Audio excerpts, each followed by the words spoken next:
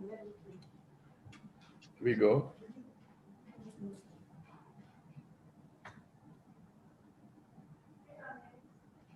Yeah, sorry about the technical snafus.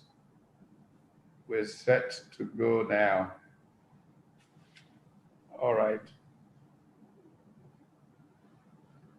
Okay, good afternoon and welcome. Again, my apologies that we have had some technical snafus that's kept us a few minutes behind schedule. But I'm truly pleased that the privilege of the 20th in the series, the Nigeria History series, where we try to interrogate issues from Nigerian history and different sectors of Nigerian life, particularly its economic life, to look at how we have been challenged by policy to understand what we did, what worked, what did not work, and what we should be doing so that we can advance the cause of the quality of life of the people of Nigeria. I'd like to say that one of the primary reasons we do this from the Center for Values in Leadership is that we'd like a new generation of young people to better understand how we got here, and therefore the choices that they can make going forward from here, and how this can help Nigeria thrive a lot more. The 20th, is the 5th on manufacturing and the last for this season on manufacturing. And we have been particularly gifted by the panel leaders who will help us interrogate this subject. I'd really like to break today's conversation down into two phases. The first phase is a general interrogation of strategy, the kind of strategy for manufacturing that we have pursued as a country and what we should be doing. And the second phase, with the emphasis on regional basis for diversifying industrialization, will feature people who play leadership roles in the various parts of the country, the geographies in which development is trying to build up around. We have across the country, from every part of the country, some leaders who will shed light on thinking, on thought about how that can happen. Bearing in mind, particularly, current situation in our country, where unemployment is at 33%, youth unemployment much, much worse at about 45%. And the challenge that we face to growth and development as a result of these, I think that this is a very, very important conversation. Let me just quickly talk about how manufacturing has evolved in Nigeria in setting the scene. Dr. Pius Okibo, who I had the great pleasure of learning much from, used to talk about the early days when self-government came in the 50s. Manufacturing was not one of the great legacies of colonial Nigeria. And so literally, the new leaders had to start from scratch with manufacturing and do it in great hurry. What was interesting was that they did it in competition with one another. As most people recall, the Ukeje industrial estate, which the government of Western region started, was really kickoff point. And there was a quick response from Eastern region, which created both the Port Harcourt and Aba Transamadi in Port Harcourt and Aba industrial estate, Northern Nigeria with Kakuri in Kaduna. Bompai was already running up in Kano. And last episode, Engineer Mansour Ahmed, the current president of Manufacturers Association of Nigeria, actually talked about his early days returning from studies and going into the Bompai Industrial Estate in Kano.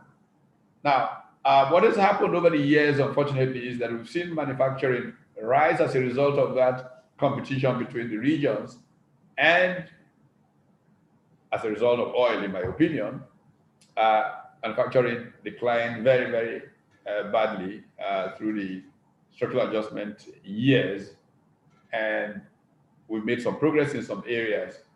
One of the people who influenced things a great deal coming down this track was, of course, Arthur Lewis. Arthur Lewis wrote the book on industrialization in the Gold Coast and helped many African leaders to essentially domesticate the Prebisch thesis, the import substitution industrialization strategy. Compounding that, if you mind my use of that language, was the surge of oil and the technocratic team around General Gowon at the time, who, in my view, influenced significantly by Harold Lasky and LSC, argued for government to dominate the commanding heights of the economy. This led to what I used to call a parastatal frenzy. One of the most busy ministries in Nigeria was the Ministry of Industries. It was creating projects almost on a daily basis, manufacturing ventures in which government sunk billions of those dollars that were coming, many of who unfortunately failed very, very badly. Back in those days, I actually worked in one of those, and Professor Collier, who is a very, very special guest today, in fact, I met while I was at Volkswagen. Professor Collier was studying these matters and flew out from Oxford and had a meeting with me on what we were trying to do or not to do back in those days. I am enormously pleased that Professor Collier has spent more time since then studying manufacturing and its rise in China particularly, and what Africa can learn from it. It is from him that I'll kick off. Also joining us is Dr. Kandeh Yumkella. Dr. Kandeh Yumkella is a former UNIDO Director-General and a good friend of ours with whom we've been engaged on these matters severally. And then we have our regional representatives. So let me start with Professor Collier. I saw him earlier, and to ask him to very kindly share with us in a few minutes what he thought went wrong with manufacturing in Nigeria and what lessons we could learn from those things with a view to new strategies for industrialization in Nigeria. Thanks very much, Pat. And first of all, can I just say what you're doing is magnificent, both in the detailed review of learning from past history, what went right, what went wrong, and in the emphasis upon doing that for the coming generation. That is such an important process for any society, in fact, for every society. Every society has its contextual particularities, is on its own path to development, and it really needs to there is no substitute for the hard work of self-reflection, learning from the past, what went right, what went wrong. So let's have a look. I think your thesis so far is just absolutely spot on, that there was a nascent industrialization going on in clusters around the different regions. And that was killed without any question, I think. It was killed by oil. It was a classic instance of what is called Dutch disease, which and in addition to the Dutch disease, which killed the internationally tradable sector of the economy, namely manufacturing, in addition to that, oil poured money into central government. And it created, Dutch disease is an economic phenomenon, I think. But what the oil pouring into the center created was a political phenomenon, which I think of as the resource curse. And the resource curse led to big, grandiose government projects, which inevitably then became the subject of a massive frenzy of patronage. And so you got very badly designed and implemented projects that were intrinsically a bad idea, but were then implemented to make them an even worse idea. And so you got this and you got top-down control. You got ministers who saw a big advantage in being at the top of that feeding frenzy. All the lobbies coming to get their share of the patronage, and who was handling the patronage? It was the ministers at the top. And so that attracted some pretty doubtful people. And so in the process, industrialization got completely diverted from its core task of building from the bottom up clusters and value chains, which is both competitive and collaborative amongst firms. And it's a healthy combination of the clustering that gives you collaboration amongst firms and the competition that gives you stimulus to try better. And so that was the process that was naturally happening in Nigeria. And as you implied, Nigeria is a huge market, and it's set at the heart of West Africa, which is an even vaster market. And so you were in a position, especially with this wonderful city of Lagos and this wonderful city in the north of Kano, both of them could have been really powerful industrial hubs for West Africa. And instead, they got diverted into this resource curse of top-down government patronage. But on that note, let me hand back to you, Patrick, because just to say you're going in exactly the right direction so far, in my view. Well, thanks so much, Paul.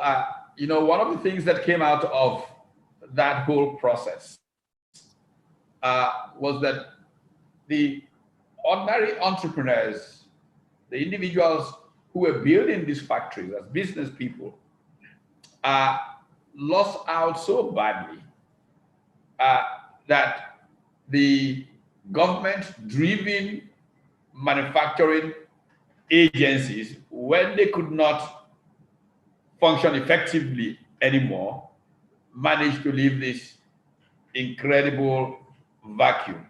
And then we began to reach out for new ideas. And suddenly China, in a particular example of Volkswagen, where I worked at the time, Volkswagen in Germany had just finished producing the Beetle and was going on to other models. Europe wasn't finding the Beetle an attractive market anymore.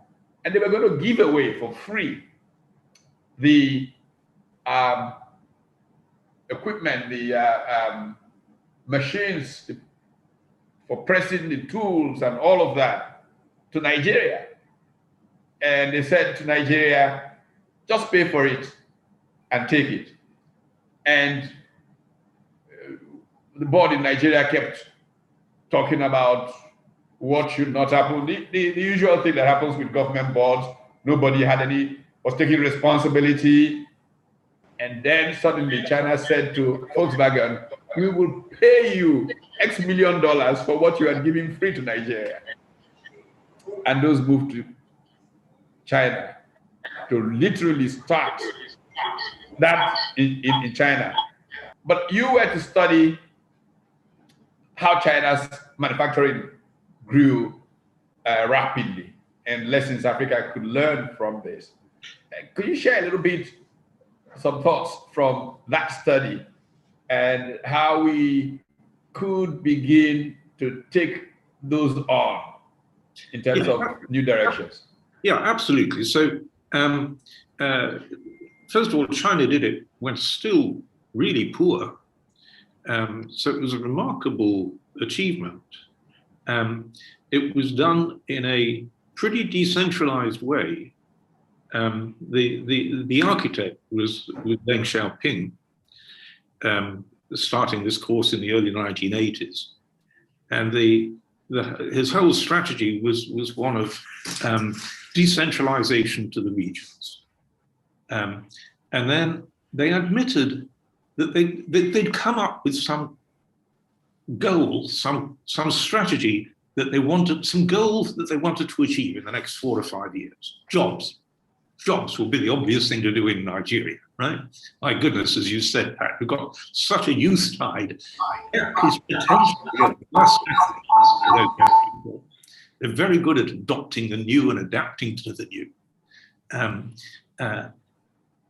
China, 40 years ago, had this decentralized approach of each region, we agree on a goal over the next 4 to 5 years, and then we admit we don't know how to do it.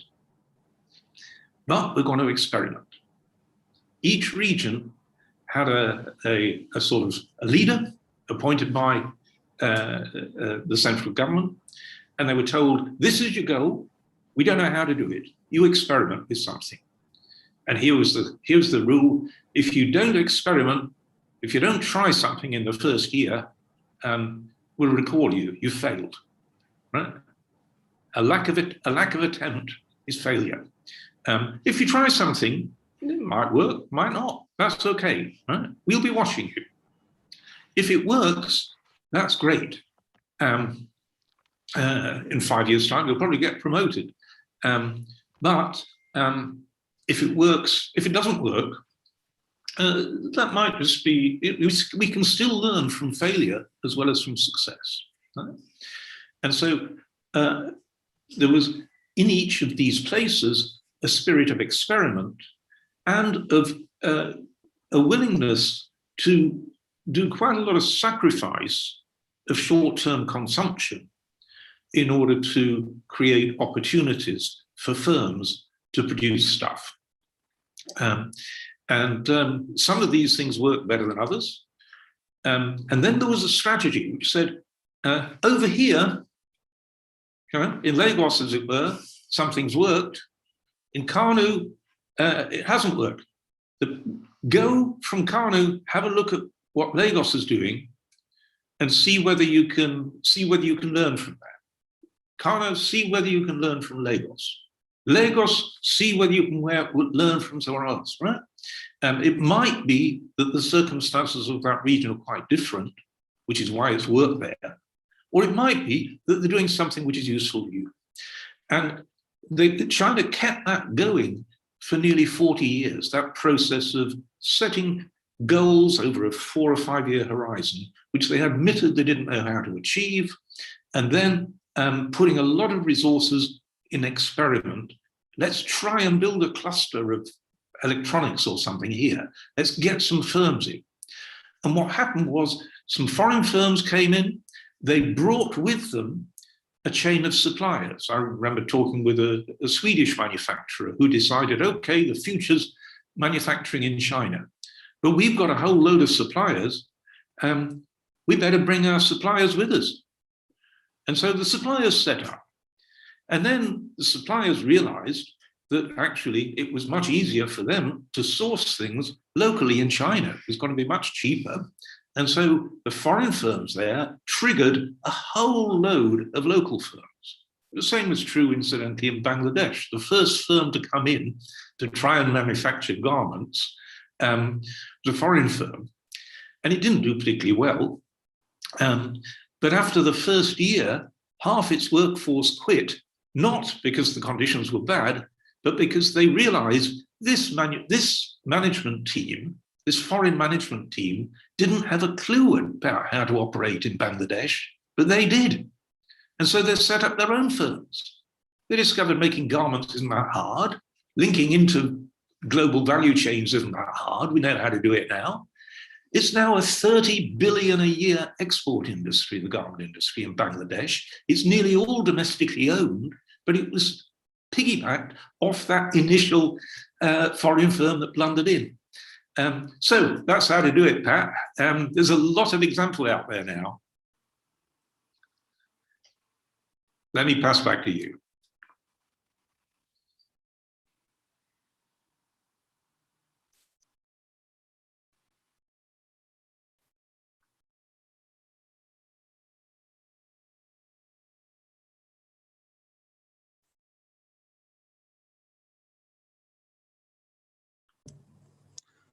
Pat, we have lost you. We've lost you.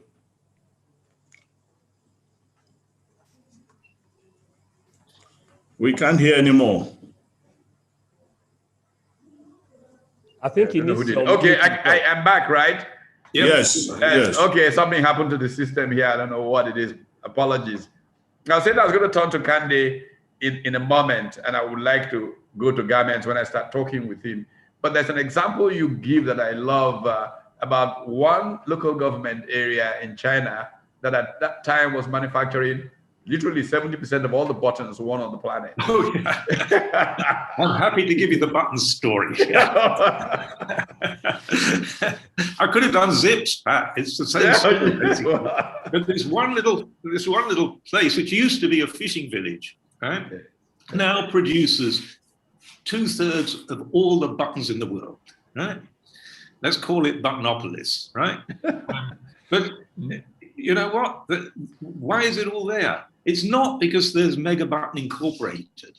There isn't a Mega Button Incorporated. There's just lots of little firms that discover that by clustering together, their costs fall.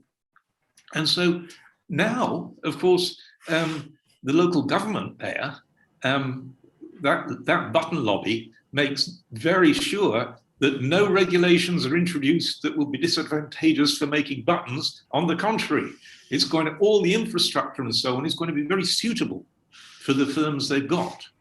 They'll have good connectivity to ports, to airports, and that sort of thing. So that's what they managed to build over the course of 50 years. No natural advantages whatsoever in making buttons, but they got started and in things came. You now need to build all the modern game in manufacturing. There's two things. It's clusters, like that Buttonopolis cluster, and value chains. Value chains happens all the way along the coast of East Asia. One firm will make the buttons, it'll pass it along to another firm that makes the zips or whatever, and then it'll go to another city where they're all assembled, and then eventually they're put on a plane and flown to Europe or North American markets. And so that value chain, you add a bit, you import something, you add a bit, and then you pass it on. Everything is clusters and value chains. That's the nature of the game you've got to get into. And so what you need, the basic ingredients are you need good physical connectivity, roads to ports, to airports, and you need cheap and reliable energy, which means electricity. And cheap and reliable electricity is something that Nigeria has never had, but it's not that difficult. Right? And that's that combination, get the connectivity, the physical connectivity, get the energy. That's the job for governments to do. Doesn't have to be done nationally. It can be done at the regional level. You know, the Lagos state is a perfect sensible entity to be responsible for the electricity in Lagos state and for the physical connectivity in Lagos state. And of course, Lagos state's done a pretty good job recently of improving physical connectivity. But let me close on that note. And yeah, it'll be wonderful to see Nigeria creating those equivalents of Buttonopolis. Yeah.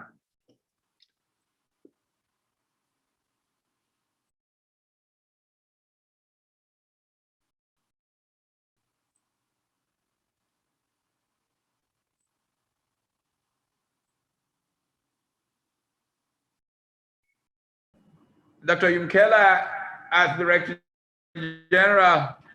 Okay. As Director General of UNIDO, Dr. Yumkella exerted so much energy to try and get manufacturing on the continent of Africa, you know, up and running.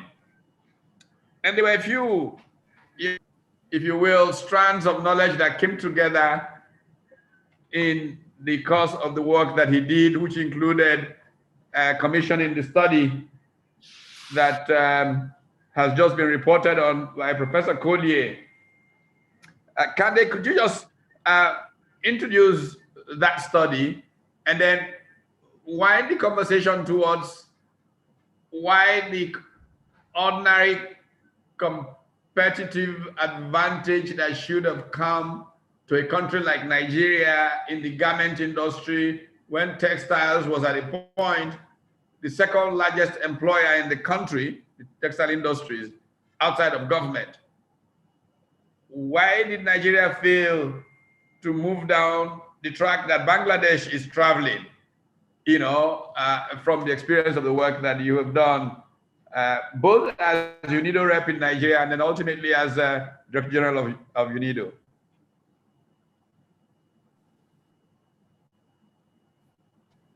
Thank you very much, Pat. Great. Thank you very much. It's a pleasure to be on this panel with Paul. I guess maybe we're launching another partnership very soon. But yes, in 2007, Paul wrote a book, The Bottom Billion. And I was on a flight going to New York when I saw the excerpt of that book in the Herald Tribune. And at the end of the book, Paul, they just gave a summary of some of Paul Collier's recommendations for the bottom billion poorest people in the world, most of them in Africa, how they can make a breakthrough in this globalized world at that time. This was 2007. So I arrived in New York and I called my chief of cabinet. I said, can you call Professor Collier? I saw that he recommended that labor-intensive manufacturing could be the break for this bottom billion to lift themselves out of poverty, also linked to global value chains. I said, call him up. If this is true, is he ready to take this particular recommendation and we expand it and do a deep dive? Unfortunately, he answered yes. So you fast forward, in 2008, in October, he and I arranged for he and I to see Ban Ki-moon. 3 months later, we launched the report, the Industrial Development Report 2009 in London. And the theme was breaking in and moving up. Why breaking in? In that study, which was very comprehensive, almost 2 years, where Paul and his team documented for us the success stories of all these industrial clusters in emerging economies, but also in developing countries like Bangladesh, how they were able to establish manufacturing systems that could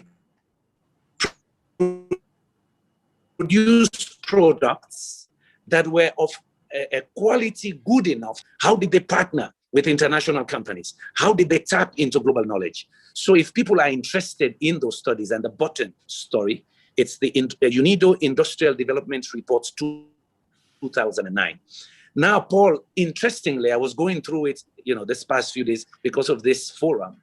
And I looked at the forward, what we said at that time. Remember, we published that at the time when the world was facing the worst economic and financial crisis they had ever seen, 2008, 2009. And we talked about price volatility, commodity price crashes. We talked about climate change and so on. Now you fast forward to today, we are again in another major economic crisis caused by COVID. So the lessons we had then, Paul, are even more applicable today to developing countries and Nigeria more than ever before. And here are simple languages we had there. That what you produce matters. You don't just produce anything. So in this case, this Quito chose buttons. Yeah? Policy choices matter. Industrialization is never by accident. It is a deliberate, sustained economic action that different regimes pursue till the end. And I'll come back to that in the context of Nigeria.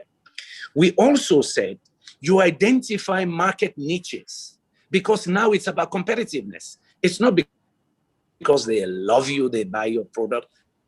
No, it is whether that product can compete with other products in those markets on quality, on cost, and also efficient delivery systems. And of course, finally, which was really the breakthrough of this study, specializing in tasks. We called it trading in tasks.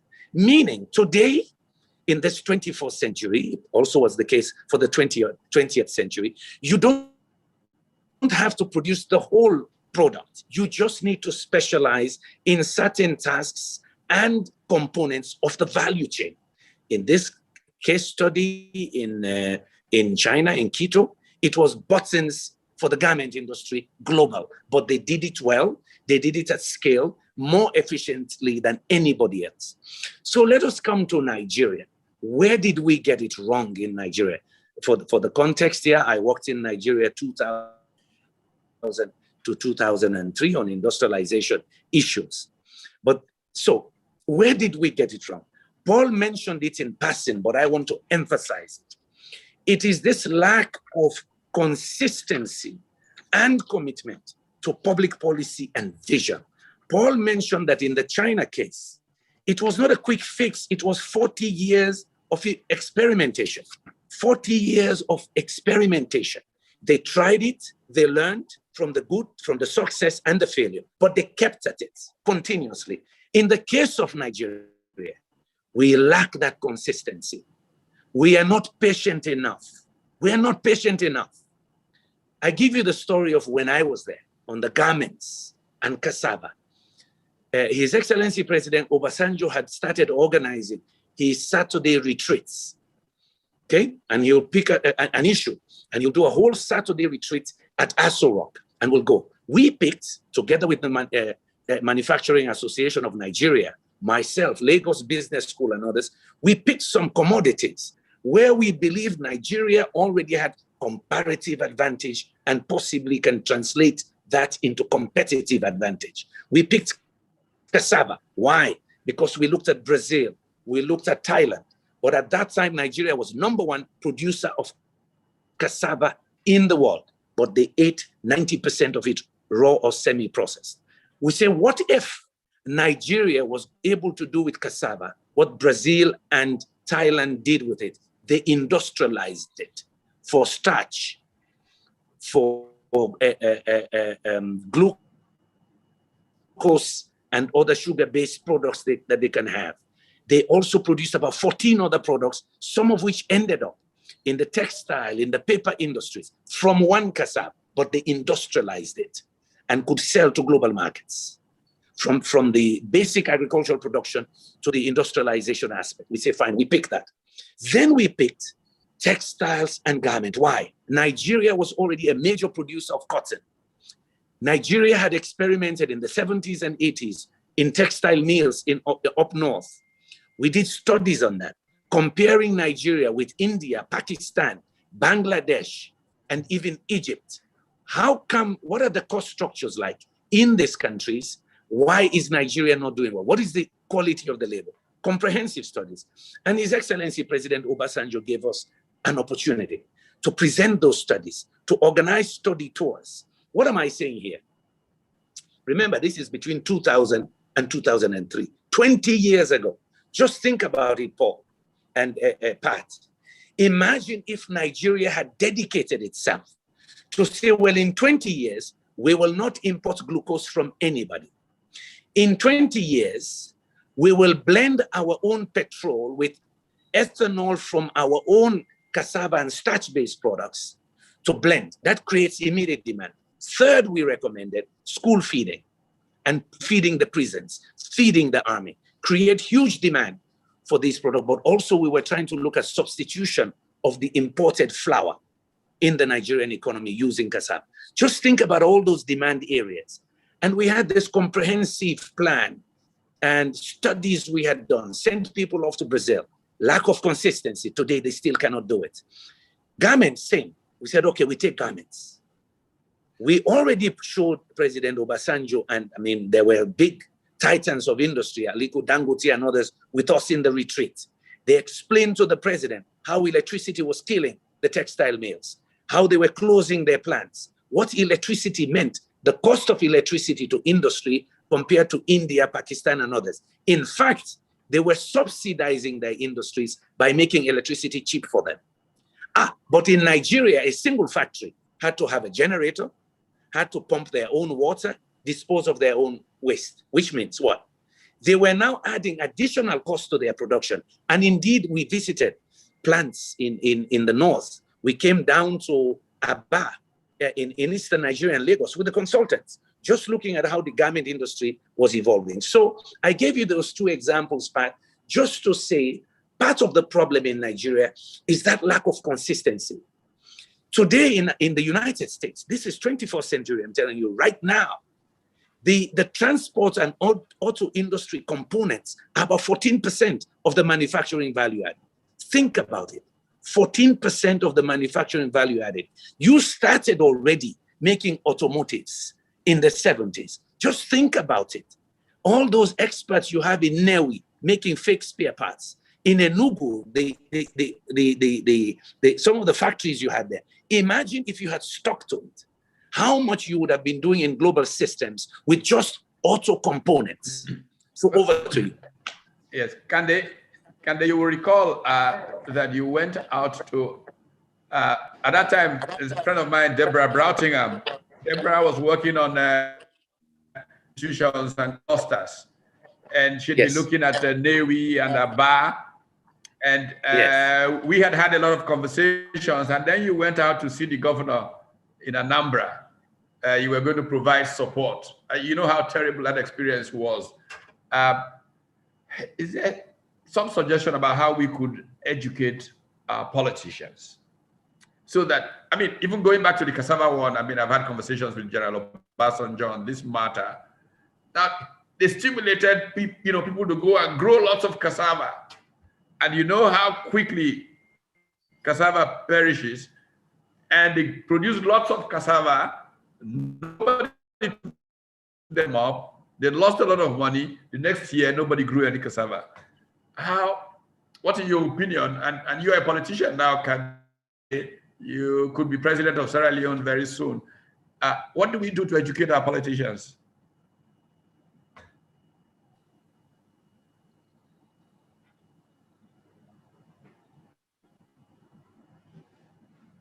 Did they hear me?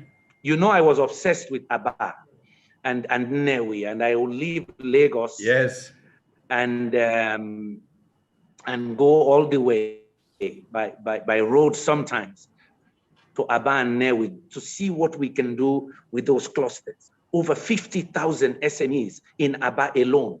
We actually did some surveys, and your colleague had done some surveys also. And Newi was another one. And we said, what would they need? I even led a mission jointly with the World Bank. What would they need? They're already there, manufacturing products that were sold across West Africa. I mean, we saw trucks parked there heading for Cameroon. So we were asking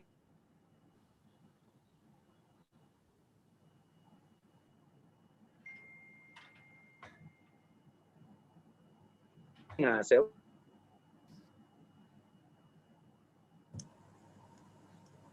I think we lost him. We've lost Kandeh, or he's frozen. what are the institutional support mechanisms they would need? Oh, he's back. A lot of the work was done by hand. We also intermediation that they will need. We did that for Aba or Anambra to see the governor. He kept us waiting the whole day. Did not see us up. Oh, he was having. Yeah. So I don't know if you heard that story about Anambra. What happened when we visited the governor? As I said, you told me when you went to see the governor, he was in, and the whole delegation was waiting for him for how many hours? And yeah, can you hear me? I kind of called him up and told him. Yeah. He kept us waiting the whole day, and then later on, They called us from the hotel that he was ready to see us now. So, and we asked, well, what was the reason? He was having a prayer meeting. Anyway, that's just an anecdote. But more importantly, Pat, you remember what else? Was praying.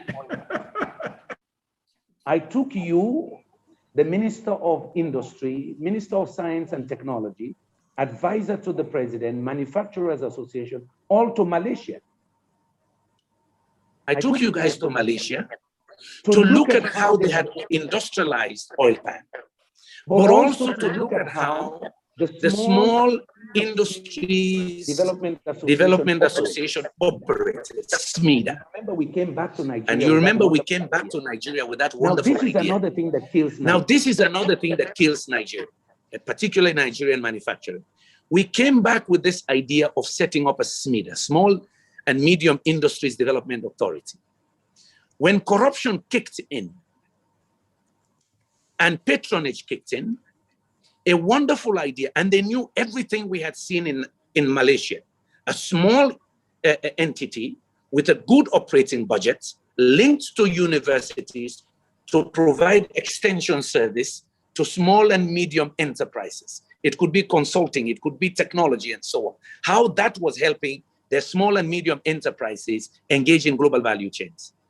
In the Nigerian context, after we designed it and it went to the parliament, you know what happened? They converted it to a bureaucracy. Every politician wanted an office in their local government area. What we thought will be a small entity suddenly was to have 700 locations, I don't know, 300 staff, and already the bureaucrats already had a building that they should build and a fleet of vehicles. So a good idea was killed immediately. Over to you. You know, we had in the last episode of this, we had Jamodu, yes, who was Jamodu Minister of Industries, was with us on that trip to Malaysia. Yeah.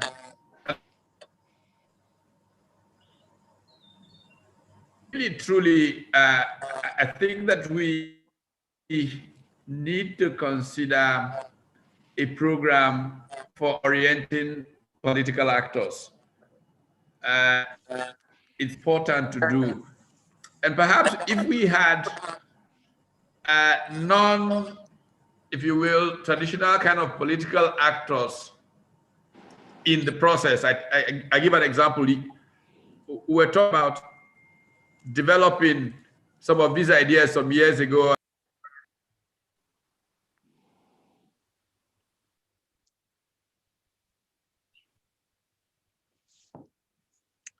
I think we lost Pat again.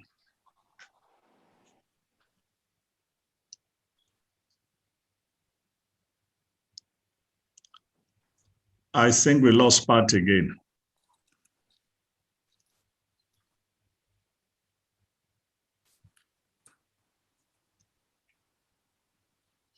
Points to you know, could we find structure that takes away politician? I don't know. I'm just thinking aloud. Now we have on this the Dawn Commission. We have SENEC. We have you know, some of these evolving non-state type regional actors. Might they be better partners than traditional politicians in state institutions to deal, given this example that we all experienced? I mean, I don't know if you recall during that trip to Malaysia, at a presentation at the Palm Oil Board. I mean, I was sitting between Jamodu, who was Minister of Industries, and Pauline Talent, who was then Minister of Science and Technology, when the Malaysians looked at the oil value chain and what they get out of it. And I was having small conversations with each of the ministers and suggesting what we might want to do. I mean, all of that came to naught. So what's your experience, I mean, in Sierra Leone now that you are a politician? Is there something that we can do either to educate politicians to act differently, or to get more non-state actor institutions to play those roles? Paul, we have to, Pat, we have to do everything. Africans, we seem to need help to do everything right. I have seen politicians actually know the best practice and choose to do the wrong practice because of corruption. I know Paul cannot talk about it, but I will. Corruption, this immediate need for wealth now today is killing us. People see the best practice and they come with the best practice and preach to the people. Once they sit in power, the first thing they're thinking of is money. And all those wonderful ideas fly. Even when they come with a wonderful idea to implement, they immediately politicize it. They put political cronies in. They make it a job creation for the boys. And it is never back to efficacy of what they had studied. I have seen it raw. I have now spent 5.5 years, in raw politics. And I say to myself, but wait a minute. Joe was a brilliant guy in XYZ location. He has come back. He had these wonderful ideas. What the hell happened to him in 3 years? And I've seen the same in other African countries, that it is not always lack of not knowing what is right. It is just plain corruption and greed and this zest for power. So you do everything for the short term, not the long term. China was 40 years in evolution in trying to open up. Each administration stuck to it. In our case, when they politicize things, suddenly the next guy comes, he throws everything out. But he will repeat the same studies that were done just 2 years ago, 3 years ago, because he can give jobs to the boys. Look, I also had an opportunity to interact with Nigeria under Shonikan. Yeah, I brought Shonikan to Vienna. Then I was just a director because you were doing Vision 2020. So we can even go back to that period of my interaction with you guys. And you see this lack of consistency and patience to dedicate themselves and then commit resources for what Paul said, the efficiency, the physical connections. You could have connected Kano and Lagos with a high-speed rail so that, yes, they can get to the ports quickly. You could have connected Aba and others to Port Harcourt and also to Lagos. So when politics dominates, the good ideas fail. I see you have Joe Keshi on the program as well. Yeah, Joe is many years later, I arranged for Joe Keshi and some other guys to come to South Korea. Why? We were discussing the Niger Development Authority, how the southeast of your country could be the energy hub, the petrochemical hub, making downstream products. And yes, I got them invited to this huge conference of 3,000 people in the energy sector, because you had local Nigerian engineers that came with Joe Keshi who had these designs in their mind, how you can use your gas, your electrification, your electricity to electrify Nigeria, but at the same time, create downstream petrochemical products. And it is doable. I hope at some point we can talk about the opportunities and not just the past problems, because I have a list of suggestions. Over to you. Great. Let me just quickly take some inputs from this.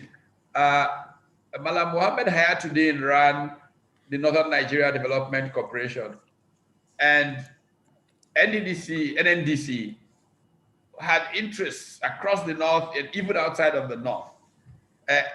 If Mohammed can just share with us some of the big challenges with essentially doing these things that have been suggested in a quasi private sector. Mohammed is a private sector person. He went from that to running a bank and all of that, an investment firm now. Mohammed, just share with us, what are the challenges that you have found in your long track that debilitates with achieving these goals?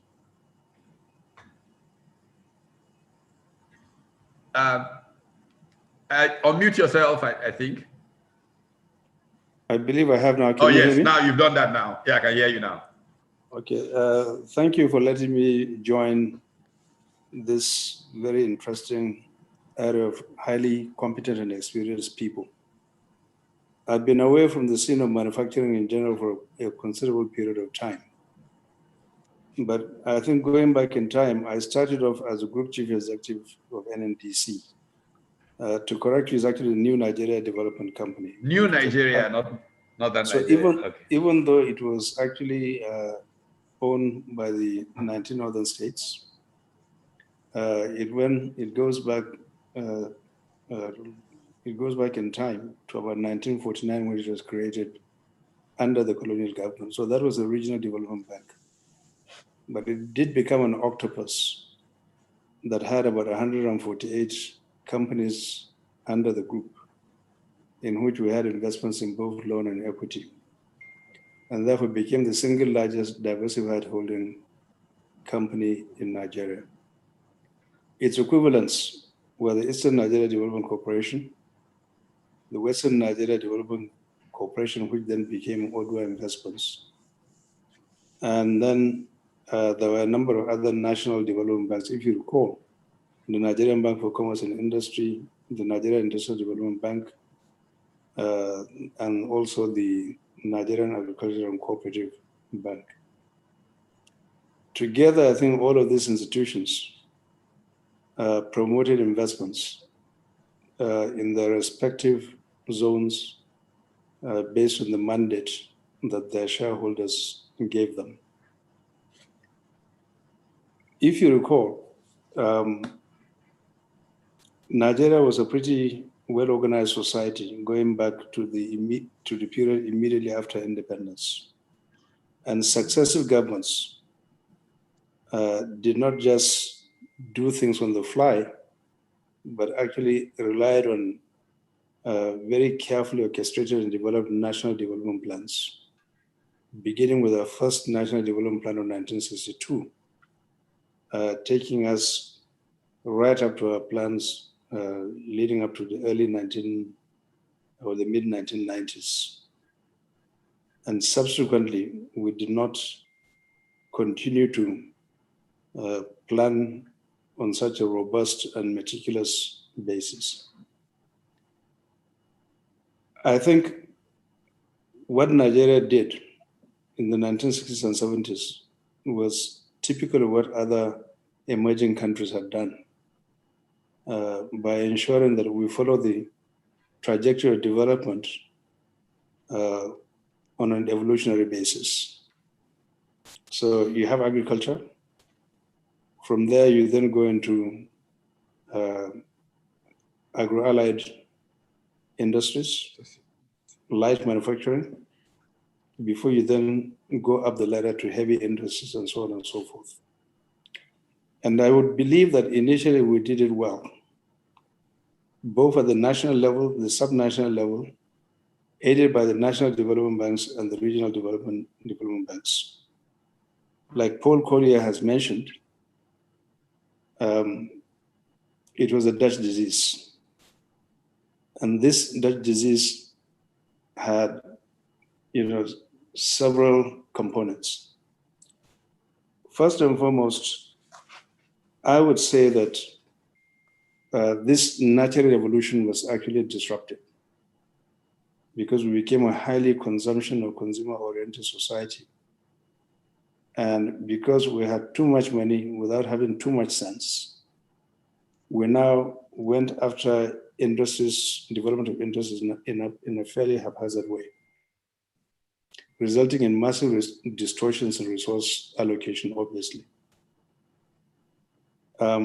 Secondly, even where we got it right, it resulted in highly, very, very expensive ventures that had no relationship between the input and output ratio.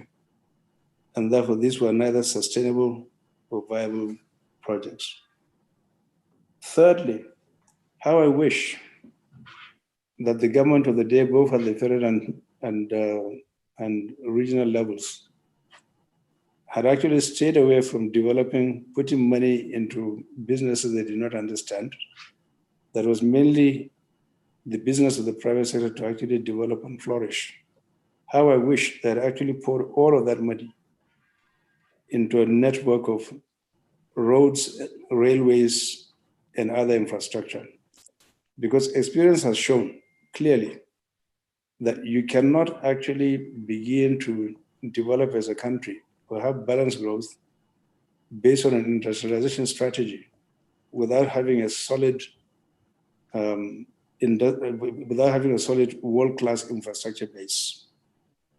And this has come to haunt us for a very, very long period of time, because whether it's the road network or things that farmers and agro-allied industries need by way of an integrated rural development, or very efficient and effective airlines that covers every nook and cranny of the country, or dredging the Niger in order to ensure that there is marine transportation that can ferry goods all over the country, or electricity, or water, or sanitation. All of these areas, I think Nigeria has gone further backwards, unfortunately. And this, furthermore, has tremendously raised the cost of doing business and made Nigerian industries highly, highly uncompetitive. The only bit of silver lining one has seen over the years relates actually to some of the work that has been done by the development banks. The other piece of silver lining, which I think bears mentioning at this point, is the fact that from about 1988, when President Babangida began a process of deregulation, liberalization, and privatization of enterprises, many of these inefficient public sector enterprises that were very badly run, that has resulted in a colossal drain on our treasury, have been turned over to the private sector. And quite a few of them, I think, have been transformed, expanded, and diversified. I would say also that another bright spot, which was actually a double-edged sword, is the issue of globalization as a result of information, advances in information and technology. This has also resulted in expansion of creation of actually new vistas and new business spaces, particularly in the services sector, et cetera, et cetera, et cetera. And to that degree, people have actually migrated from manufacturing to go and do other things. So I do agree with the last speaker completely in closing by saying, number one, that we do not have a consistent, stable, predictable government policy with regards to industrialization or anything else. And this has hurt Nigeria tremendously. Our lack of patience and our lack of discipline has affected us very, very badly. Second point to make is the notion that those who are political masters who are responsible for partially determining our destiny as a country and as a people have not been very friendly towards business. And therefore, the creation of investment and fiscal incentives on a consistent long-term basis has been quite problematic. And the lack of sanctity of contracts has been a very, very big issue as well. So these are some of the imponderables. Mohammed, do you think there's any way we can educate political actors to better understand the effect of their role in a non-accusatory way, just for them to be able to do a better job? Because they seem to be so defensive and don't have the patience, apparently, to learn. What can we do? I think first and foremost, you need a massive dose of patriotism on the part of the political actors. And even before then, I think you need to recruit the right kind of people into politics. Many of us have shied away from politics, but I think it is important to get citizens to begin a great deal of advocacy for the right kind of people to get into politics. The civil service has been decimated completely. So you require very strong visionary leaders who are very well informed, deeply experienced, know the difference between what is right and what is wrong, what works and what does not work, clearly have a very good understanding of what the world is about, what the world is all about, and where the world is headed, and Africa's and Nigeria's place in it. Unless you have those kind of people leading from the front, it is very, very difficult to get, all other people along the food chain to actually act, because they simply don't have the leverage.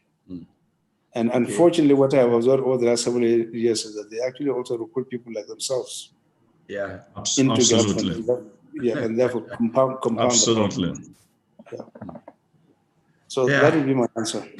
Yeah, thanks. Thanks. Let me just, I don't know if Dr. Eric Okoye is still on, to take a private sector person who has played in this area where challenges are increasing and has managed to be effective in that area.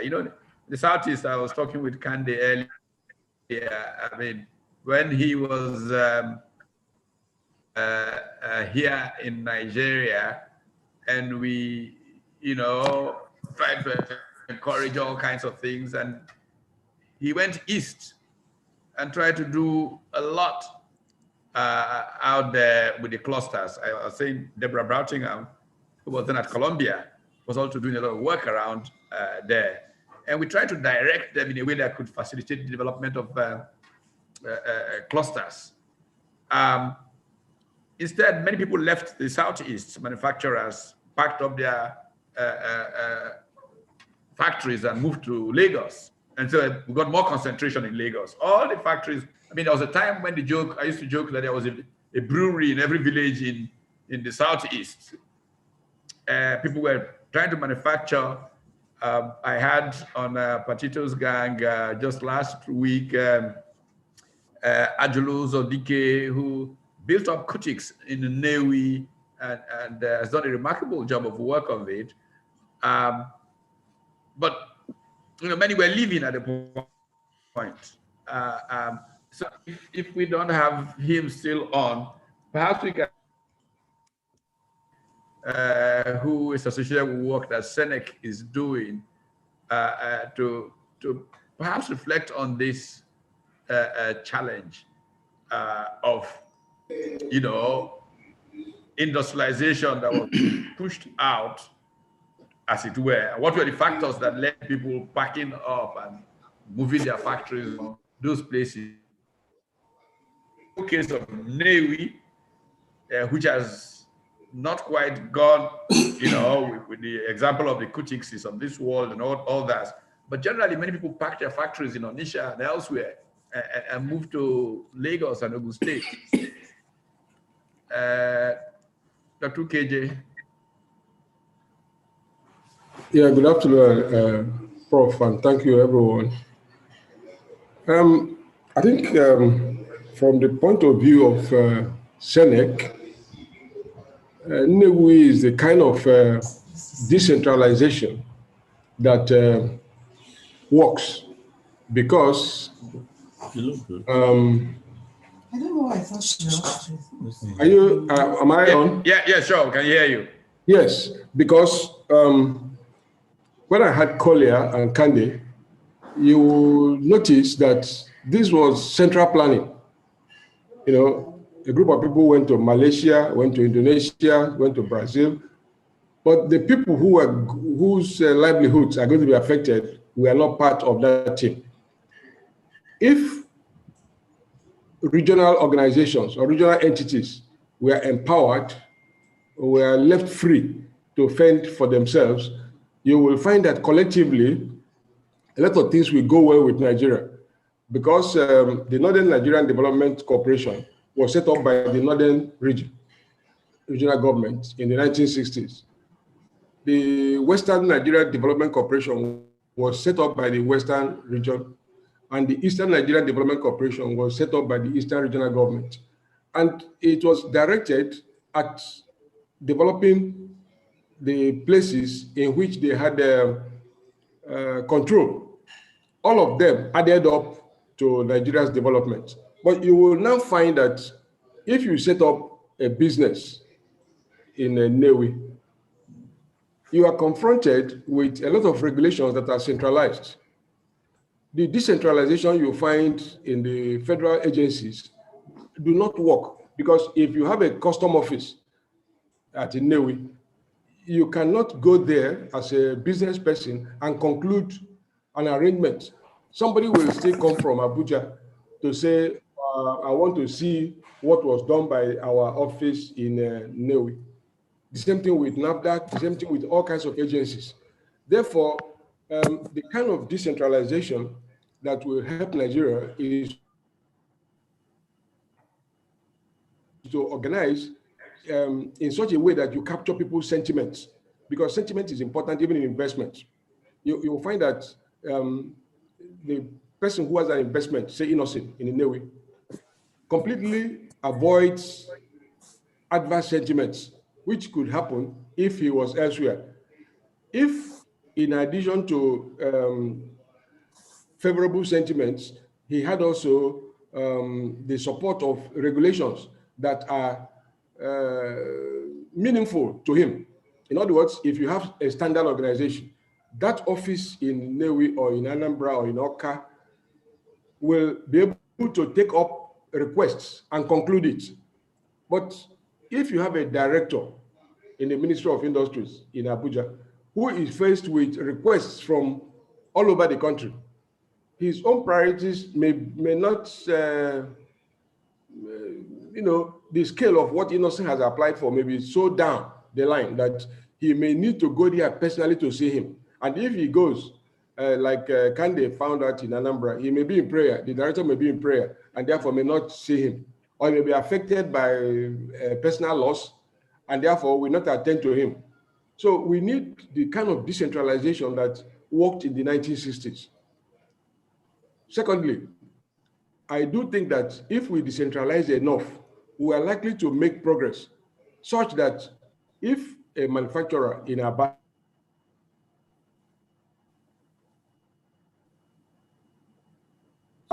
requires labor, representative of maybe the Southeast in the Nigerian embassy in the United States should be able to help him sort out his problem. He doesn't need to go to the director of immigration to wait and wait and wait before getting expatriate quota.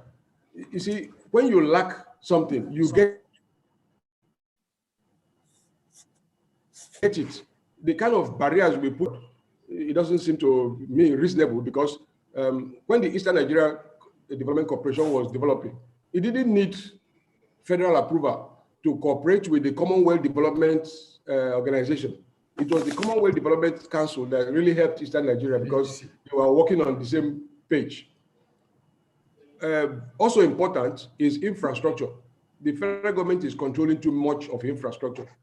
Before the Civil War, there was a gas pipeline to Aba that attracted Guinness, attracted Nigerian breweries, attracted labor brothers. But that pipeline has been closed. Meanwhile, the federal government is building a pipeline up north, which is good. But the one that is very close, the gas is in Abia there. But you can't get it to Aba. A gas that is in Oguta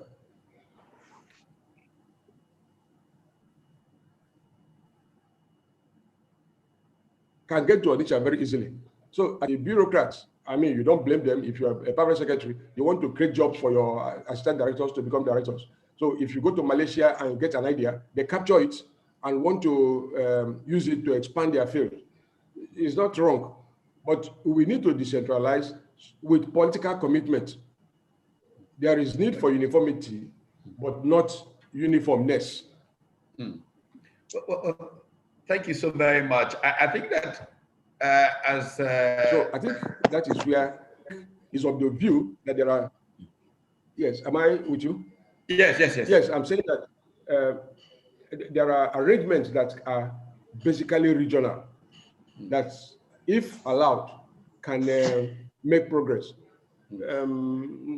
This commonality the country is already united by using a common currency.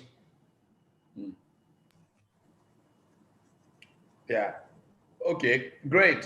So you can trade between the country. But Yumkella, production is there. Don't see a risk to their investment, and you can get a market easily. Yes, Prof. Yeah, I'll say when Dr. Yumkella was speaking, he talked about taking Ambassador Keshi and his team from the South out to an energy summit. So it shows that it is possible to actually deal with decentralized organizations mode. The principle of subsidiarity, considered so powerful in development. It was, as you said, in Commonwealth Development Corporation, was dealing with regional groupings.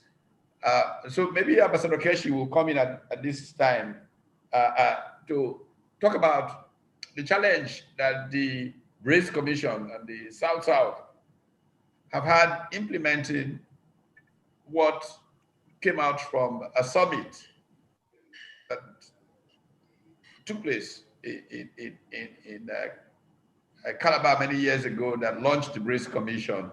A lot of roadmaps that were worked out. What has been the big challenge of developing along regional lines with clusters based on factor endowments of those regions so that we can create global value chains from out of those regions that can play big worldwide?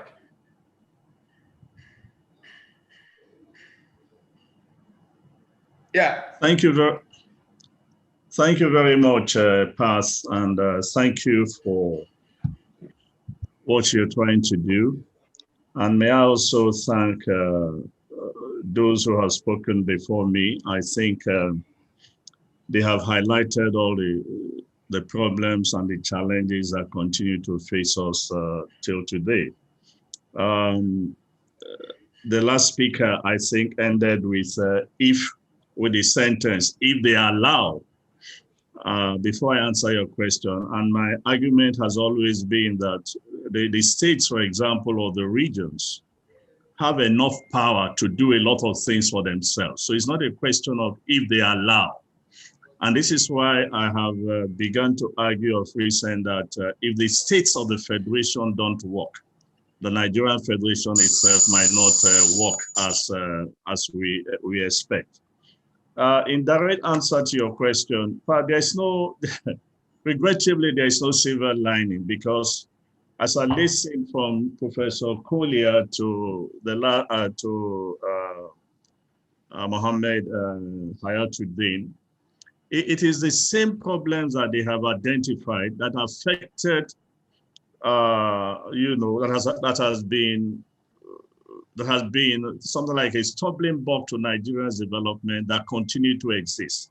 And it's essentially, in my view, a problem of leadership, because everything revolves around the leader. And in a situation where you have people who are leading the respective regions, many of them without a worldview, many of them not schooled in policy, many of them, with quote unquote executive powers, and who just refuse in some cases to listen to proposals or even to engage in policy. As politicians, they come in with them, they come in and agree. They come in and agree that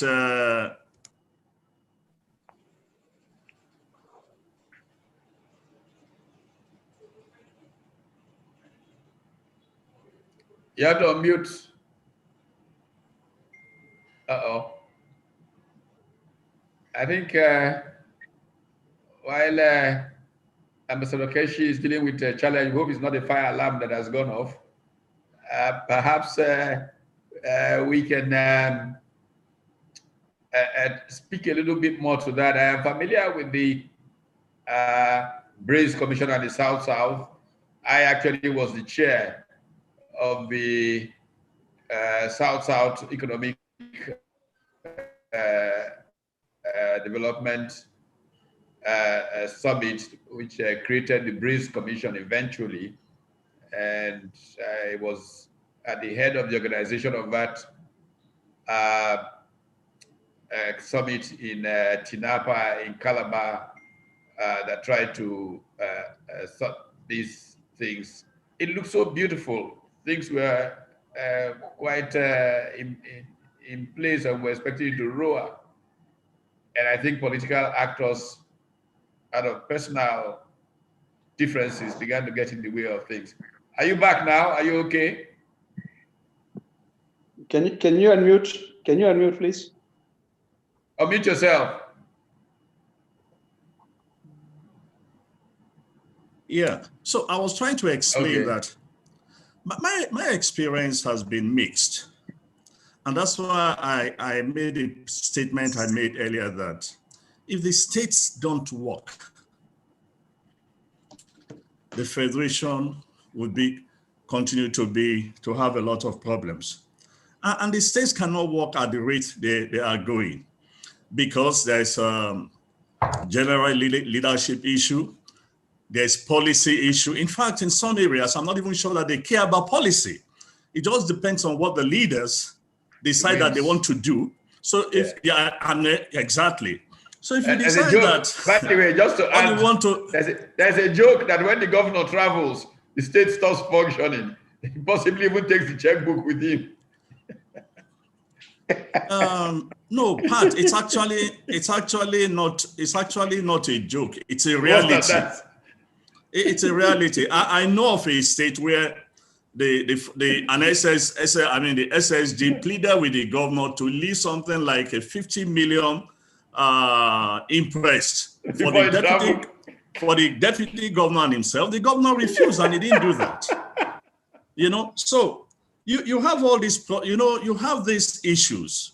You also have the issue of the weakness of the civil service itself. And I'm not sure that they have this capacity today, as in the past, that has, to actually generate, or even if they generate that policy, I doubt if, people pay attention to them. And here we are, the BRACED Commission, going from what the Calabar Summit did. We came out with a lot, at least we focused on 2 or 3 areas. One was on using agriculture as a falcon to drive the states.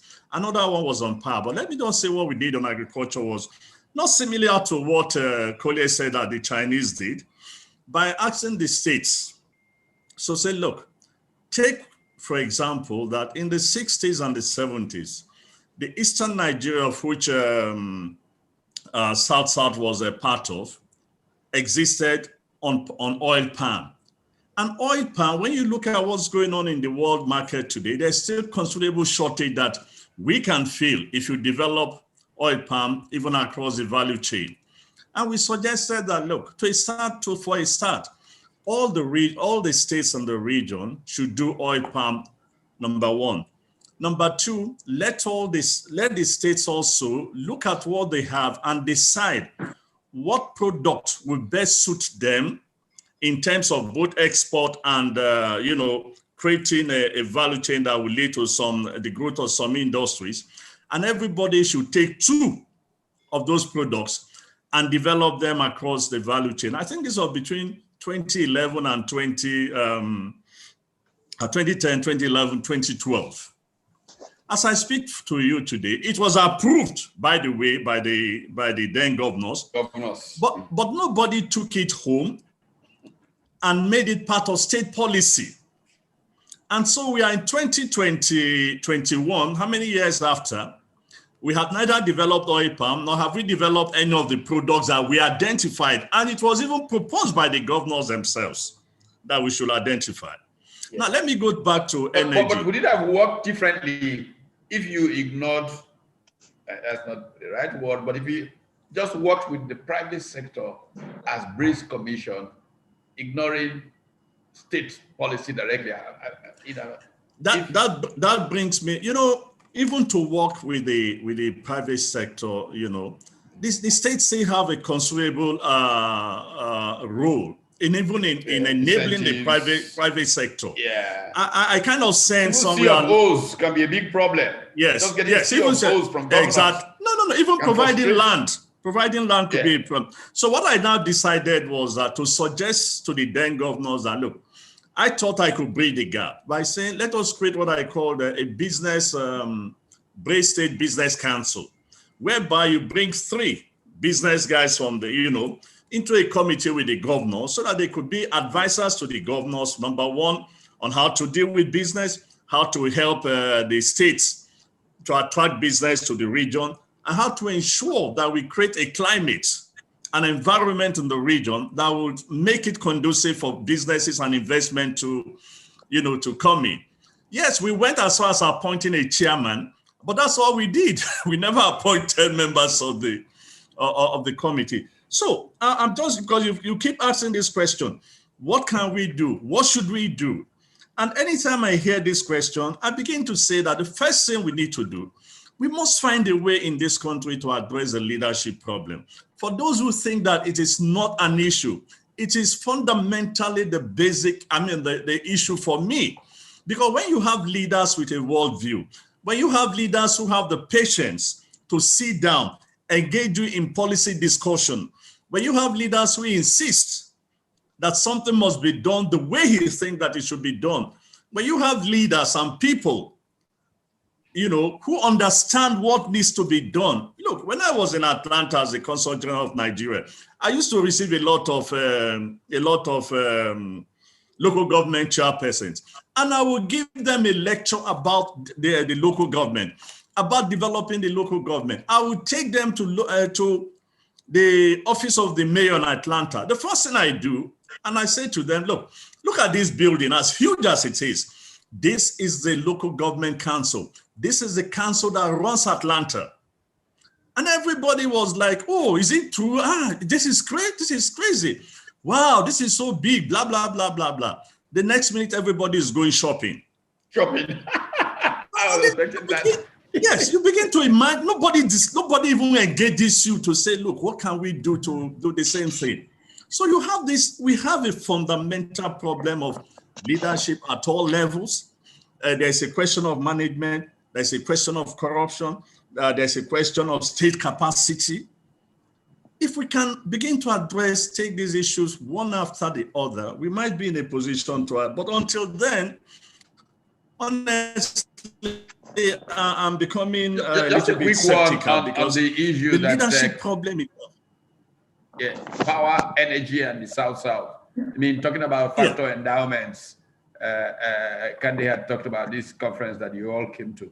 Is there any effort to say, look, we should be the energy center of the country, so what investment on the energy value chains can,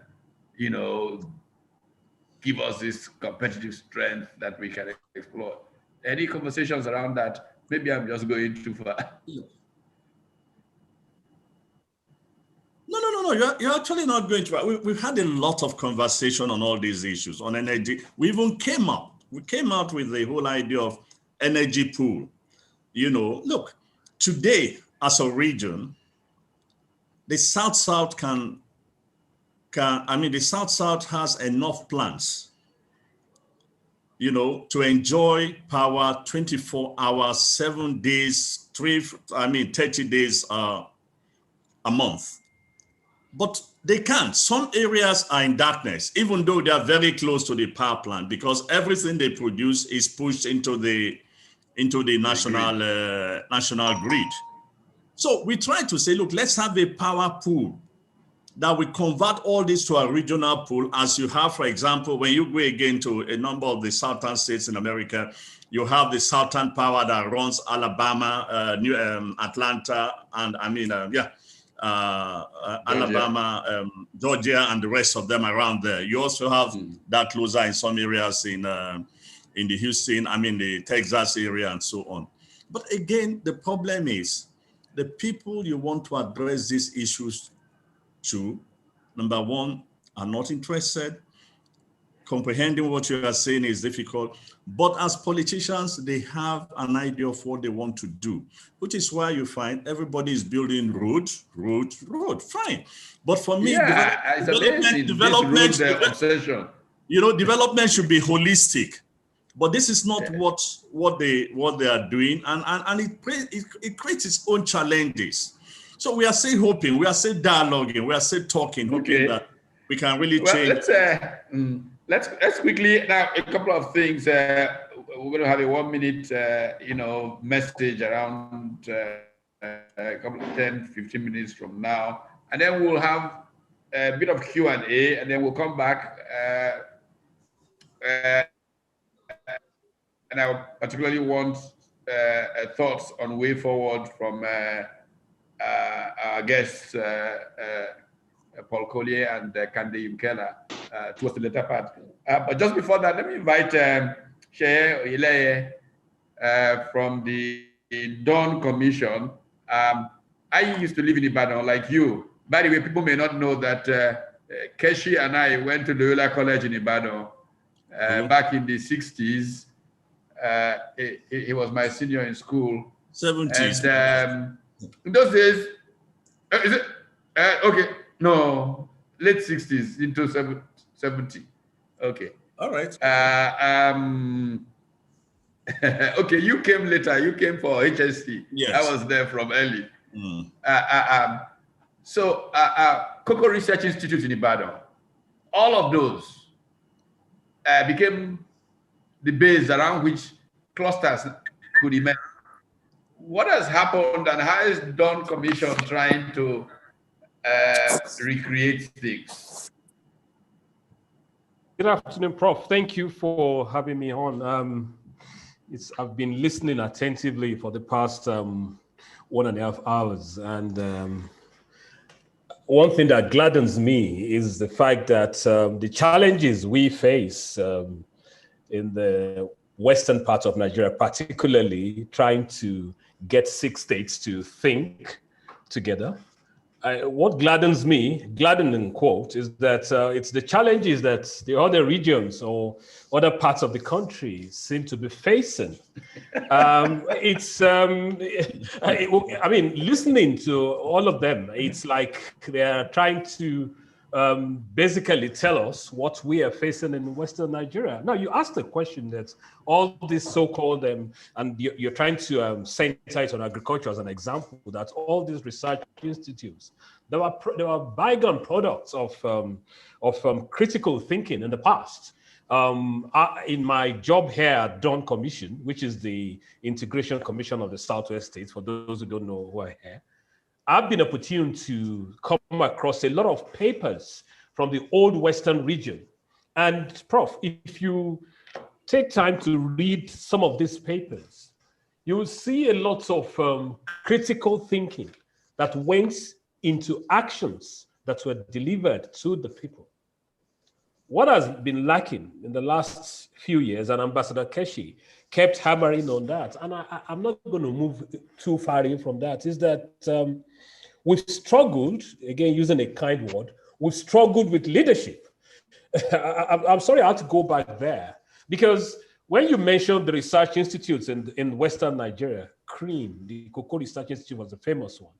I mean, there are people who sat down and thought of that look, this is an agrarian economy that will if we need to improve on what we are doing, we need to gather experts into an institute who can develop and tell us how to improve on the cocoa we're producing. So if my cocoa tree was 10 years, how can it become 5 years? And then the governments of the day then were open to ideas. But what you are seeing today, and the problem we face at the Commission in particular, is that when you come up with policies, I don't want to call it policies, when you suggest ideas, luckily we use a lot of experts, come up with ideas for our states. It's either they are timid, there's no political will, or because, and I say this, a lot of our present day politicians are so short term. Tell them to come and plant cocoa, they will prefer cassava or corn because they will harvest it in their tenure. They will tell you, oh, if I plant cocoa, my predecessor, my successor will be the one to harvest it. If the Awolowo was an Akintola previous, if they thought like that, and I'm going to bring it to Western region, there will be no Western region today. When Awolowo came in, Awolowo was focusing on a few things. Awolowo said he wanted education, health, economic development, and democratization of the native authority. Native authority is what we call local government today, because he said that that is the nearest form of government to the people. Today, local government has been thoroughly emasculated. In fact, there's no local government. They are basically errand boys of some of our executive governors. So basically, development is then centered around that one figure in the states, the governor. Now, ideas that come to the governor are then filtered by the hangers-on around the governors who are there just to protect their jobs. So any idea that they think, oh, the governor should, they are the ones that then filter the ideas. Or even if, like in my position, if you have direct access and it's the governor, obviously will have to send it to his aides to, okay, this has come from Dawn Commission. Let's look at it. Be assured that a lot of them will then go to Mr. Oh, yes, this is a good idea, but we can do it in our own states. We don't have to do it together. We can do it. I think while you are holding on to that thought, I'll ask them to give us a message from SKG, who have sent us a message of goodwill. And then we will come back and I'll ask you about a concept that I've tried to espouse from talking to people in Lagos State through the years of a development corridor, what I call the Lagos-Ibadan megalopolis concept. Okay, let's see if we can get the message, and then we'll come to it.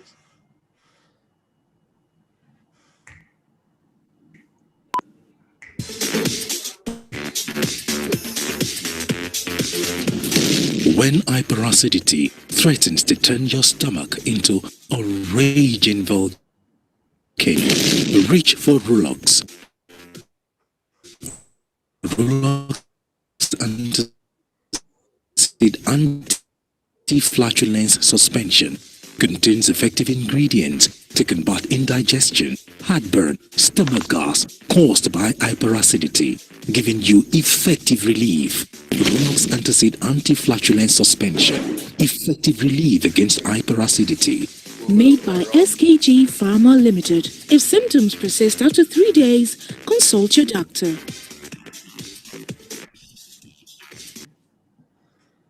Okay, thank you.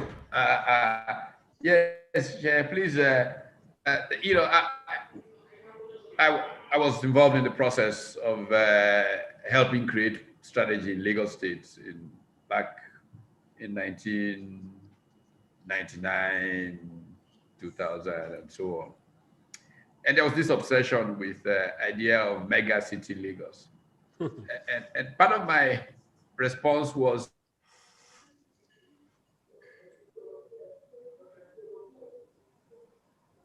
you know, Lagos could prosper more if it thought of itself as a megalopolis, where it can, instead of spending so much money to reclaim the Atlantic, in Eco Atlantic, where any building that's less than 40 stories doesn't make sense because of the economics of it, you can actually go to Ukeje and do a fantastic, nice city, and you get on the train in Ukeje.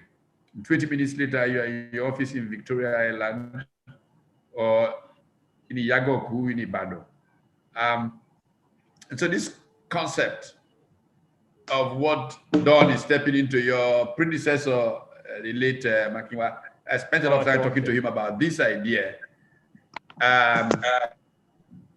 How has that played in the thinking about how you develop that corridor? Because there's already a heavy industry cluster around Lagos pushing into Ogun State, but you can actually do much better if it came from the other end of Ibadan and it's part of this corridor. And I'd like to think of Nigeria generally around those corridors.